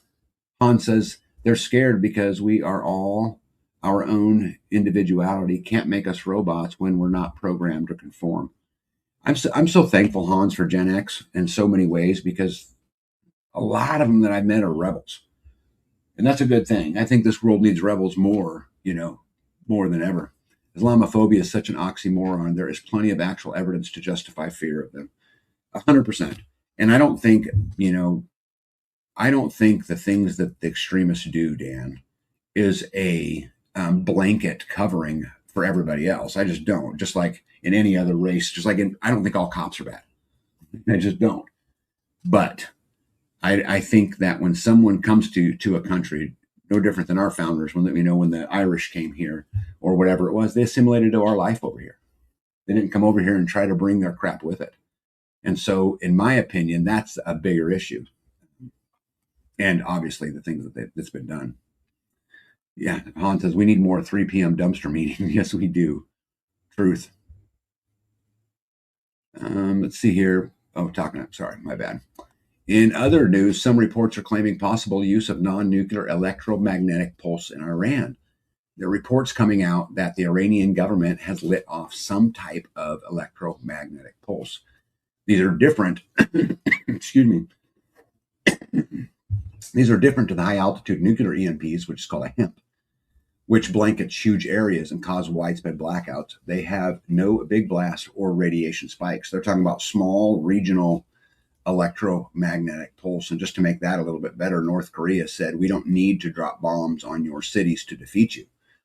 A high-altitude EMP blast over the continental U.S. would plunge Washington. To which the United States responded, an EMP attack is considered an existential threat. Retaliatory protocols would be triggered automatically. Do they have different sizes of EMPs? Oh yeah. They've got them now, babe, all the way down to handheld weapons. I mean, so the technology exists to just shut down, let's say, the New York Stock Exchange, or to say, I just want to shut down New York, or to say, I want to shut down the East Coast, or to say, I want to shut it down coast to coast, or I want to shut down North America. It all depends on what side, what their target is. Han says, wouldn't speaking it be a threat? I think speaking it would absolutely be a threat. Power Paul says, in order to launch an EMP, they have to launch nukes. Not necessarily. I mean, they have to have a delivery system. And if what you're talking about is a HEMP, the high altitude EMP, but the low stuff, not necessarily. One of the big concerns of the Chinese spy balloons that were flying over was that could they be equipped with an EMP, which would only shut down cities because it wasn't high enough up there. Because you got to think of it, right, like a cone. And I know you know stuff about this, but you got to think of it like a cone. And the higher you get, the bigger that cone is, right? And so, Dan Redding says the UK is now testing a man-portable directed energy weapon. Oh yeah, they've actually been around for a little bit. I don't know exactly what type of energy weapon they're testing, but electromagnetic handheld stuff's been around for a little bit, maybe a decade. Super exciting, right? Let's see here. You guys seen this? Yesterday, the King of Morocco pardoned 2,000 Moroccan criminals on what they call Throne Day. Today, tens of thousands of Moroccans are pouring over the border into Spain like we've never seen before. Why? Well, if you were a Moroccan criminal, where would you rather commit a crime? The streets of Morocco or Europe, where you get your own government-sponsored apartment and cash to help you shop. This is all by design. Now, Dan says lasers from what I heard, and Dana Green says needle guns cause heart attacks. I've heard this as well. Here are some actual pictures. If you guys look at that picture, that is those hordes of, and some estimates say up to 50,000 of them have come aboard to the Spain's north territory of, I don't know how to pronounce it, Ceuta, Ceuta maybe. But they're just flowing over across the border. And don't forget that in 711 AD, Muslims from Morocco conquered Spain, and it would then rule over that country for 800 years until the Christian Crusaders expelled them in 1492. But here we are today with Spain voluntarily leaving their borders open. Spain has been very open. They've doubled the size of their population in immigrants, and we'll see, kind of what happens. I kind of have another theory why all this is going on, but we'll certainly have to follow it. Alex Jones said Spain is under total Islamic invasion as history repeats. The communist government of Spain has publicly told North African armies of Islamic military-age men to invade and pillage Spain as well. If you look at the pictures, most of the pictures that I've seen, now this could just be, this is all they're taking pictures of. I don't know. I'm not there. Are all middle-aged men that are doing this. The communist government has publicly said that they wish to replace the native Spanish population. Let's see here. Packrat says, any testing of EMP drone droppers? I know nothing. I don't think, and I could be wrong on this, Packrat. I know a fair amount about this, but I'm not an expert. I don't think you could produce enough power out of something the size of a drone, unless you're talking about maybe a bigger one like a Reaper or something, then maybe. But little ones, I don't know if they could do that yet. I'm unaware. Dana says, yes, the laser thing. Packrat says Spain is in the find out phase of their journey. Yes, they are. Yep, Dan agreed. I still think there's something else there. We'll get to that. President Trump got mad at the White House and he pounded his fist on the table and declared, Europe is being invaded. This is a complete ruthless invasion and the United Kingdom is the prime suspect. Trump then announced plans to activate a Western survival pact requiring signatories to immediately seal their borders, carry out mass deportations, and defend their culture at all costs. He warned that countries refusing to join would face the migration wave alone, adding that the United Kingdom must be the first to sign or risk collapse. Fights are now breaking out in the streets between Spanish citizens and Moroccan invaders. Tens of thousands of Muslim immigrants have now descended on a town of just 83,000 people. Complete and total chaos. Could you imagine what would happen if one day you woke up and half the population, like whatever, like my county's 13,000 people. If 7,000 new immigrants showed up one day, that'd be a lot. It'd be a lot. It absolutely would be. I don't know if they have housing for that. Yep. Nito said Italy has closed its border with Spain. I seen that. Yep. Breaking update. Spain's civil guard chief declares the border is at total collapse levels. Thousands of military-age African men have poured over the border. Remember the word military men, because I got a theory. We'll see what you guys think of my theory, because that could just be a theory. But anyway, this is because Spain just gave amnesty to illegals. All amnesty does. I should probably clip that. So I knew what that said, huh? Anyway, they're talking about as far as the amnesty thing is Spain not long ago. He gave amnesty to all the illegal immigrants there and said, you are now Spain citizens. This was a little bit ago. And then they wonder why they have the problems that they do, right? Instigator just joined us. Good to see you, buddy. Matt Wallace says it is not migration at all. No women or children. This is an invasion. These are future rapists. Oh, God, I can't say that word. I'm going to get myself in trouble. And criminals crossing into Spain. When the local women rejected them, what do you think will happen? Thousands more women and girls became unsafe today. The worst part, the government isn't just allowing it, they're encouraging it. They offer these freaks free clothing, food, shelter, and more. They know they are what the R word, and they love that. The more scared and helpless you are, the more power you give to them. Hippocrates says, I've been vacationing on a backhoe. Nice. Don't blame you there. Put on a tan. Yep. So let's talk about my theory real quick, because I got a theory about all this. So it's been less than 24 hours, and there are already plenty of clips of Moroccans looting businesses, setting cars on fire, beating up locals, breaking in and burglarizing people's homes, vandalizing shops, and even someone getting stabbed in the neck. So I said, I'm not really sure where this place is. I'm going to look it up. So I did.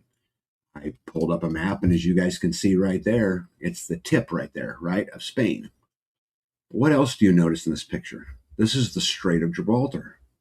This is the narrow pathway to the Mediterranean Sea. So if we take this just one step further, and you look at that map, you know that you have the straits over there by of Hormuz, over there by Iran, which is either open or not open, depending upon who you believe, where the oil runs through. You have the strait down by Yemen, which the Houthis have been firing, and Israel and America have been bombing them.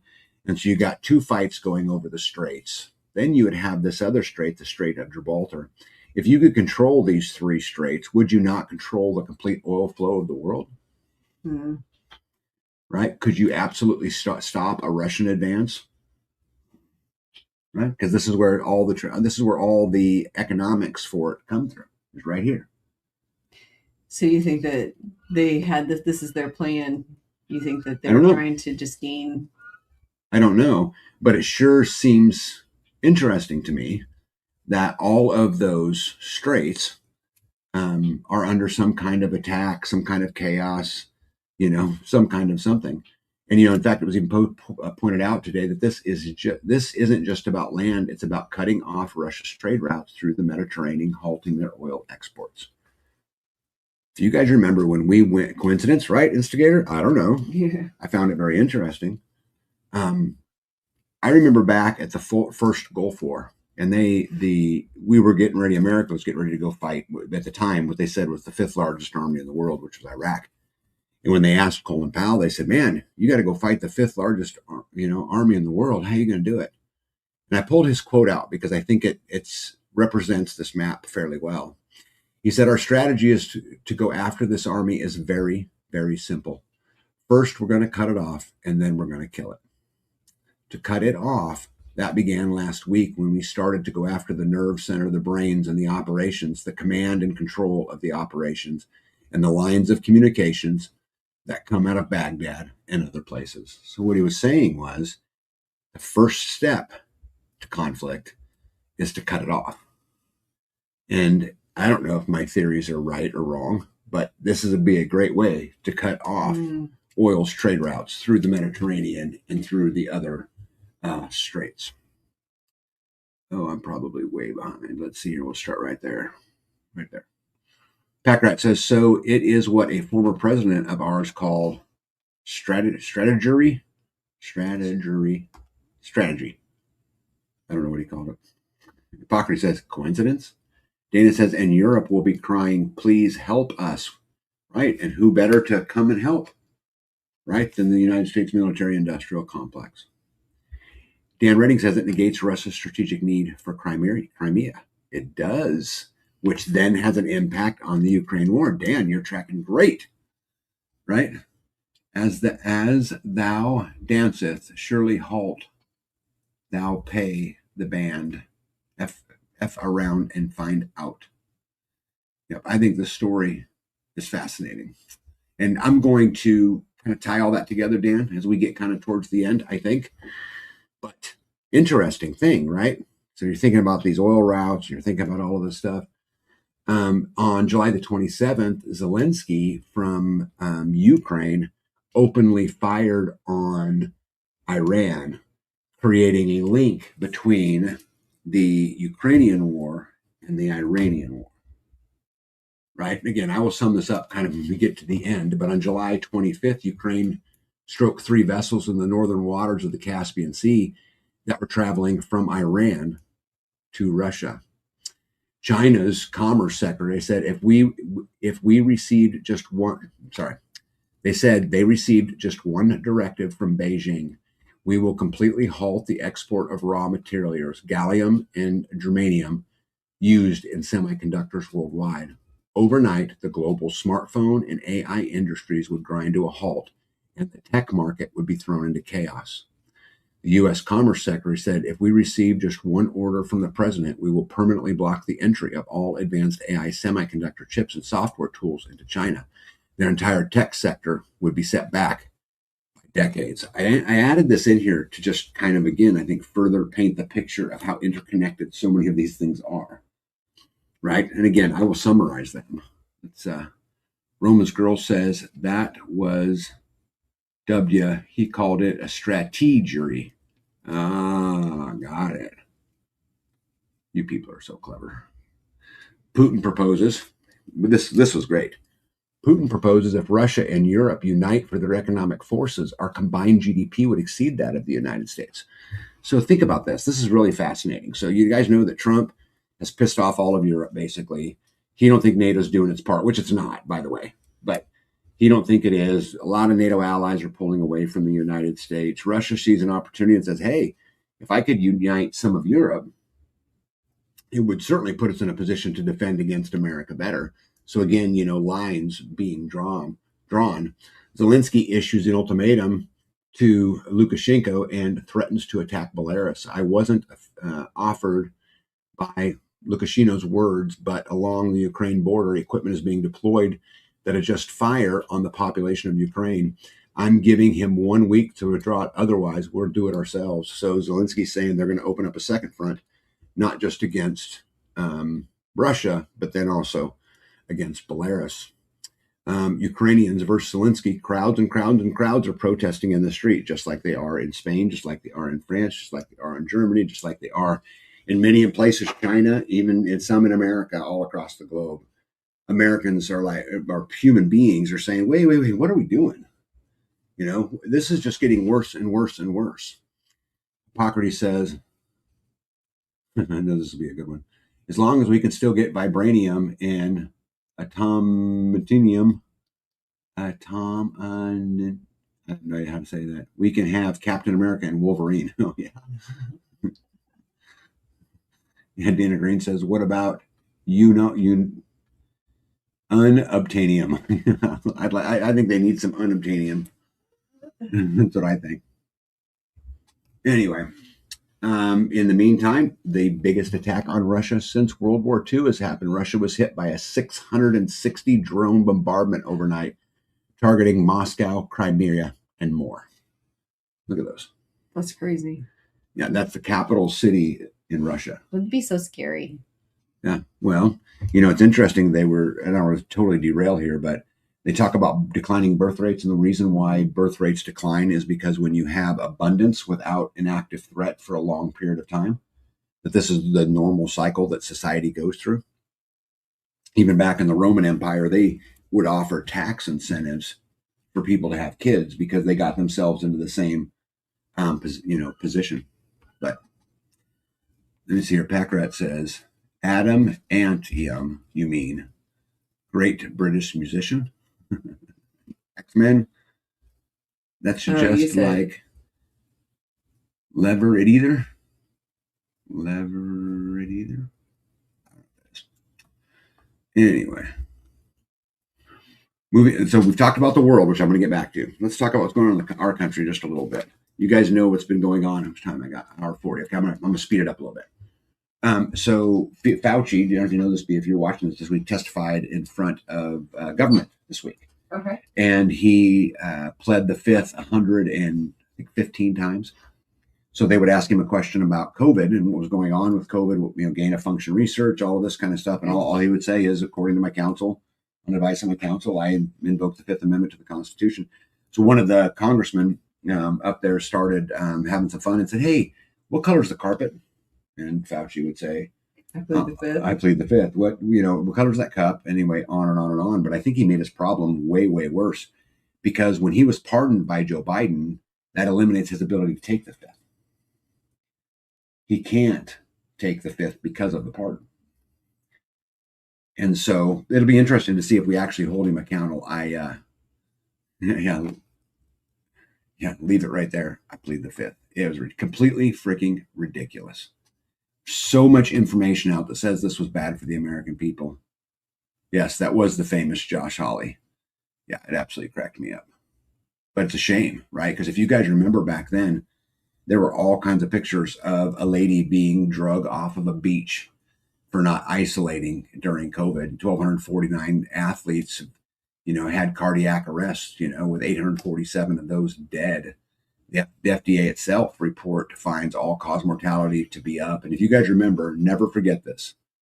Never, never, never forget this. The Biden White House said, for the unvaccinated, you're looking at a winter of severe illness and death for yourselves, your family, and the hospitals you may soon overwhelm. Mm-hmm. Our government said this for a disease or a flu or a virus or whatever the hell you want to call it, with a 99% survival rate.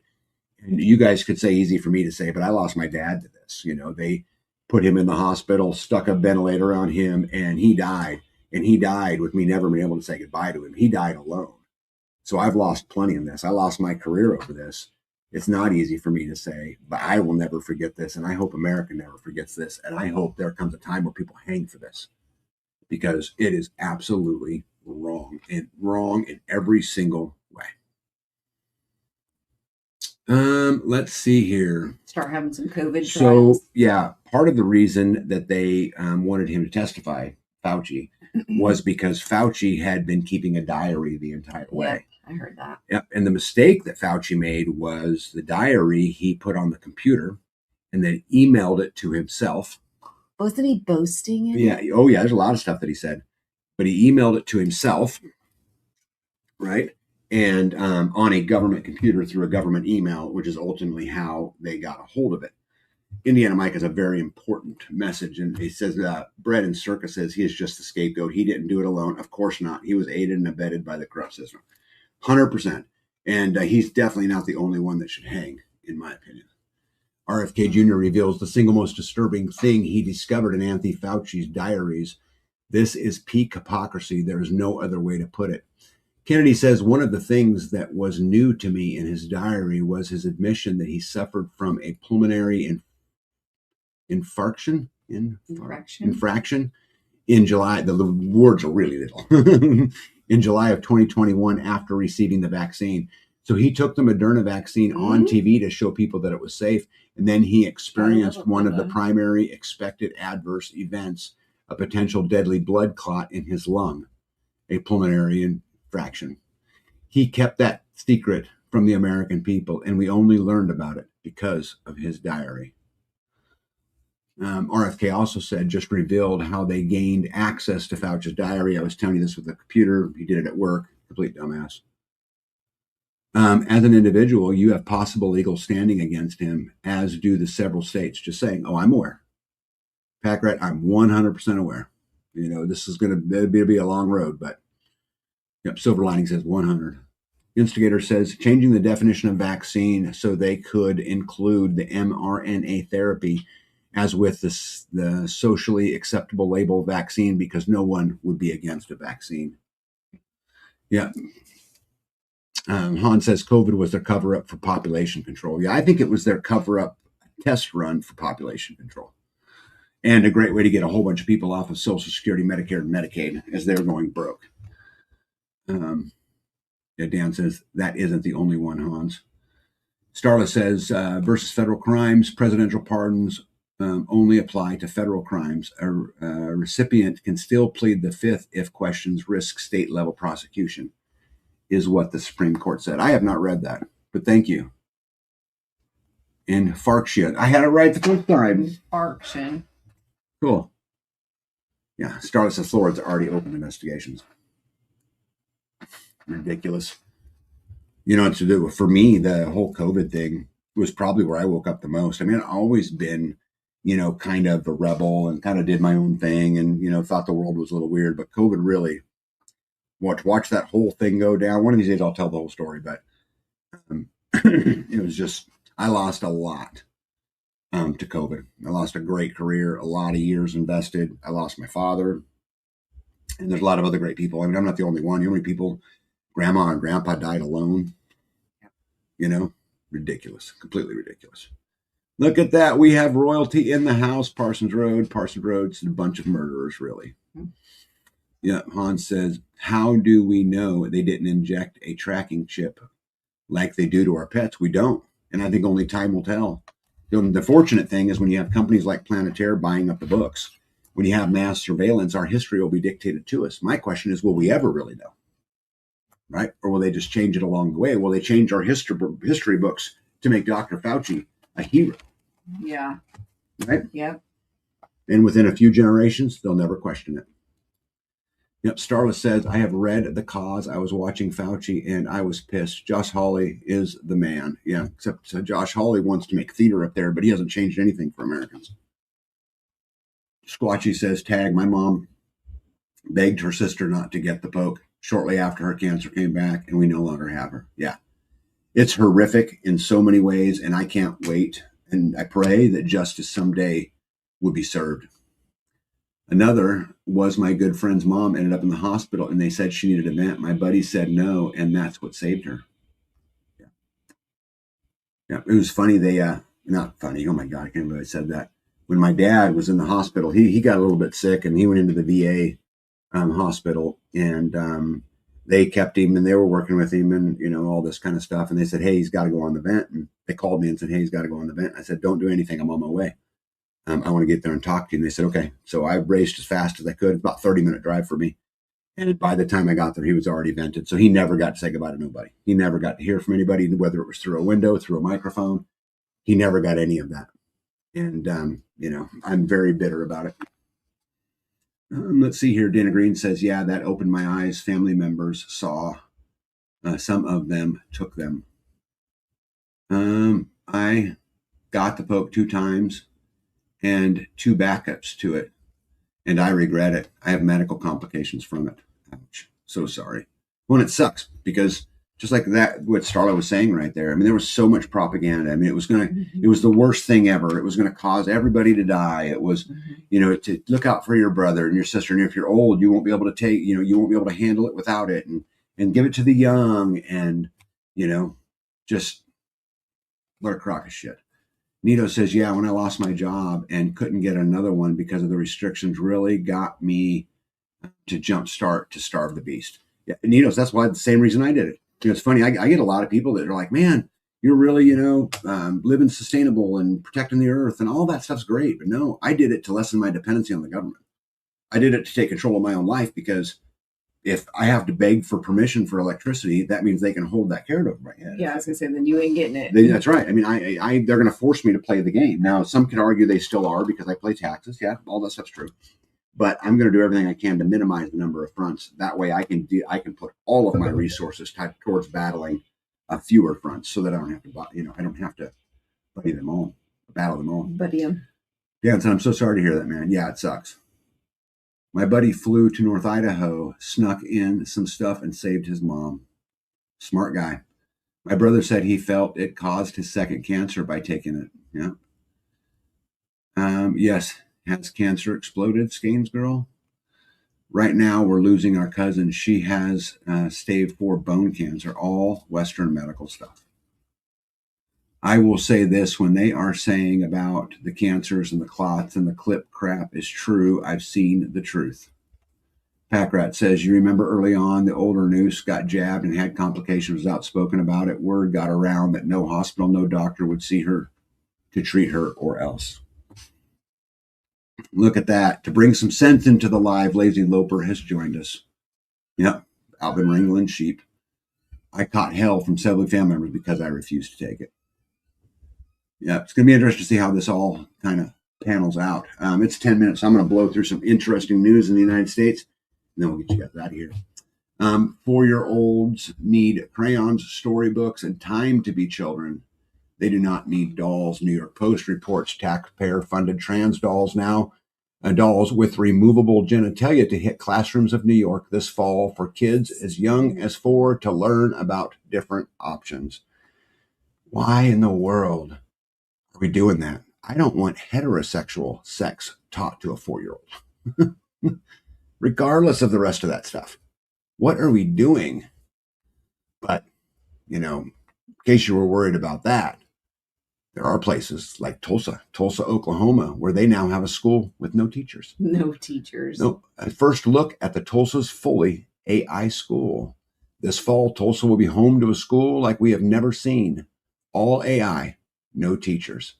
Alpha is a kindergarten through 8th grade school. It's set to open at 109 North Detroit for about 25 to 30 families. Here's how it works. 4 core classes on the computer in a 2-hour time frame. Guides rather than teachers, monitors, and class. So this goes all the way back to what we were talking about before. If you can get rid of the books, if you can capture all the data, you can change it. Now you're feeding them exactly the exact same thing. And imagine what would happen if every student in America was fed the exact same story. Nobody would ever argue with anyone because everyone heard it the same way. It must be true. Lab-created dairy has been approved by the FDA for sale in the U.S., and shoppers at Target, Sprouts, or Kroger may already be consuming it without knowing unless they carefully read the labels on every piece of cheese, ice cream, or milk product they purchase today across the country and from now on. So, you want lab milk? How about lab-made cheese? Man, that sounds so good. And if that wasn't absurd enough, the state of Ohio vehicle safety effective August the 1st of 2026, tomorrow. Height verification may be conducted during all routine stops. All adults under 5'4" are required to use approved booster seats. Yep. So all of my vertically challenged friends out there, silver lining, you better go get yourself a booster seat. You better go get a booster seat. You need a booster seat. I need to make that picture with AI. Yeah. Starla says, I have leukemia, multiple myeloma, and just diagnosed with thyroid cancer. Parsons Road says, justice will one day be served, if not here, in eternity. They will burn for their crimes. Man, I hope so. Time to bust out the tar and feathers. This is a exact thing we need to be doing. We need to be holding them accountable. Yep. Instigator said, and now we have a flood from this Islamic world into Western countries. Coincidence again?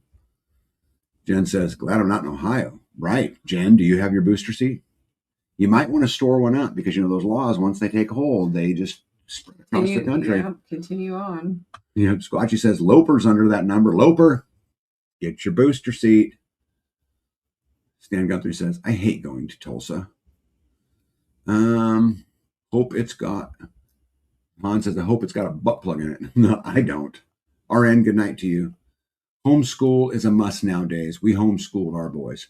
I want to build some homeschool co-ops and get a whole bunch of families involved, but man, do they certainly make it hard for you to accomplish that goal. Real quick, regional electric grid operators warn electric partners in 5 western U.S. states about increased demand, and simultaneously, the U.S. Department of Energy has once again issued a critical emergency order placing 17 states under a power emergency as the scorching heat wave pushes regional electrical grids to their absolute. This, ladies and gentlemen, is another reason I'm off grid. Right? This is it right here. Look up death rates by country, specifically the Islamic country versus the Western country. Bren's ZZGIA, welcome in, says homeschool co-ops are great. Yeah, this is what I want. I want to end up there, but it's monumental. I got one for the truck. It's a moving blanket and a pillow. Gainsborough, you have everything in the truck, right?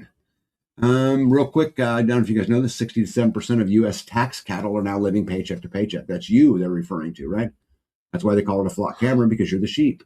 Approximately 91% of the countries and territories in the world receive financial aid from the United States. So think about this. 60 to 70% of Americans are living paycheck to paycheck, and 91% of the world receives tax dollars from you, the American taxpayer. How's that make you feel? Yeah. Isn't that exciting? Did you know if you were to go on minimum wage? Now, I will tell you guys right now, minimum wage is not meant for grown adults, it's meant for teenagers. But let's just say that you were to go on minimum wage. In Japan, you would have to work 11 hours a week in order to be able to pay your basic needs. In the United Kingdom, it was 23 hours. In France, 26. New Zealand, 29. Portugal, 31. Australia, 32, et cetera, et cetera, et cetera. The United States, 90. Yes, 90 hours. A single person on federal minimum wage, which is $7.25 an hour, would need to work 90 hours a week to escape poverty levels. Oh, wow. The bottom 60% of the U.S. households don't make enough money to afford a minimum quality of life anymore. Washington is now spending $2 for every $1 collected in taxes as we approach $40 trillion in debt. Mm-hmm. Yeah, it's $39 trillion and a whole bunch of change right now. Could you $2 for every one they collect? Imagine if, let's say you made $5,000 a month, but every month you spent 10. Right. This is what we were doing.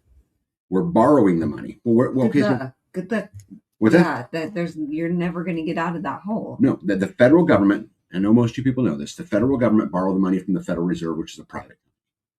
The collateral they use is you. They use your labor, your kids' labor, your grandkids' labor, right? This is why you have a Social Security card, right? This is your stock ticker, for lack of a better word. No. Put that into perspective. National debt per citizen, if you can, like Norway's 25,000, Canada's 45,000, Russia's 4,000, right? Venezuela, 1,500, United States, 119 grand, which that is even not true. It's actually 397,000 if you include it all. 1 in 3 young adults are still living at home, and for many, it's not by choice. A new Realtor.com study found that record number of Americans in their late 20s and 30s are living with their parents as home ownership drifts further out of reach. See here, let me get some. Nito says, yeah, can't wait for our installer to make time to swap out our inverter. I hope we can make time over the weekend. Me too. Financial statement sounds like the beginning of a fictional Burke series, 299 days. Yeah. That's why we're all blind slaves. Not all of us. Well, I guess we're all slaves. That's true. Some more than others. This was interesting. So Scott Bressett just pointed towards a Bretton Woods 2.0. Basically, again, I'm going to summarize this because I'm trying to blow through it. Basically, what they're saying is that they will create a new digital currency, that they want to get out of the dollar, and that it's right around the corner. And again, they're never going to pay this debt off, as we just all agreed. So they're going to have to do something. And so what they'll do is they'll crash it. They'll bring something else new, but it'll be for the greater good. Don't worry about that, right? It'll be for the greater good. So they're talking about the crashing dollar openly, publicly, our government is doing. Project Looking Glass revealed the future of elites. What this article basically was talking about is how they've been working hard to plan this utopian future for all the elites, and the rest of us basically get hosed. But they keep running into these setbacks, like people cutting down flock cameras, right? Donald Trump quoted, the communists are finally making their move. I've been waiting and preparing for this moment for a long time. It's easy to be a communist. All you have to do is say, I'll give you everything. But that means you're taking it away from others who have earned it. Over thousands of years, that ideology has not worked once. It's game on. Enjoy watching Donald Trump. I hope that's true. I hope that's true. Right? I have my doubts, but I hope that's true. So let's summarize what we talked about tonight at 1 hour and 59, at 2 hours exactly. Okay? Our home electric grid is being pushed beyond its capacity with increased temperatures and higher technological demands. People's lives are leveraged for profit by political and corporate greed, i.e. COVID, right? Our schools are being invaded by perversion. We talked about that tonight. Our foods are being lab created to increase dependency. Natural foods are being phased out. Chemicals cover our food, our water, and our air. And the companies are chosen by who can write the biggest check. 67% of people are living paycheck to paycheck, while 91% of countries of the world receive U.S. taxpayer funds. To cover necessities, someone on minimum wage now needs to work 90 hours a week. The U.S. government is now spending $2 for every dollar in taxes it collects. Most Americans can now forget the dream of home ownership. 21% of young people aged 18 to 29 still live at home. Our federal government is $40 trillion in debt. And if you include the state, county, city, and personal debt, it's over $113 trillion. The U.S. government is openly discussing the crash of the U.S. dollar. Russia and China and many foreign countries have infiltrated our elections, our education, our healthcare, and our financial systems. Our schools are failing. Our elections are bought and purchased. Healthcare is designed to create customers and not cures. Our financial system is bankrupt and blames you for the problem. Cyber attacks bombard our critical systems daily. Just this week, Minnesota's water system got attacked. Foreign-owned tech companies have invested trillions of dollars in the surveillance of the American people. Just the company Flock itself takes 20 billion pictures in 5,000 communities every month. People right here in the USA are being arrested for what they say. The list of forbidden words continue to grow. We demand vaccine passports and yet demand no ID for elections. Families are divided by religion and politics. We say that if you don't have a uterus, you can't have an opinion on abortion, but we welcome you in women's sports. We say it's wrong to steal, but we celebrate it when the government does it on our behalf. We hire 87,000 IRS agents to monitor you and yet ignore the billions in frauds of the Somali daycare centers. We let pesticide companies create cancer drugs. They say to comply with mask mandates, but ask us not to comply with law enforcement. We were ridiculed for not taking the vaccine by the very people that let 17 million unvaccinated people walk right through our front door. Russia's at war with the Ukraine. Ukraine bombed Iran to stop the flow of drones to Russia. Iran is at war with the U.S. and Israel. China is providing weapons and intelligence to Iran. Kuwait and Bahrain are bombing Iran. North Korea threatens an electromagnetic pulse and has troops fighting alongside Russia. The USA is giving arms to Israel, Ukraine, Taiwan, Japan, South Korea, and many others. Russia sharing satellite information with the Iranians to target NATO bases. Americans are launching planes from NATO bases to strike Iran. Iran is using Chinese and Russian missiles to bomb Israel. Most NATO countries are overwhelmed by military-aged male immigrants. China halts export of rare earth materials essential to the U.S. military.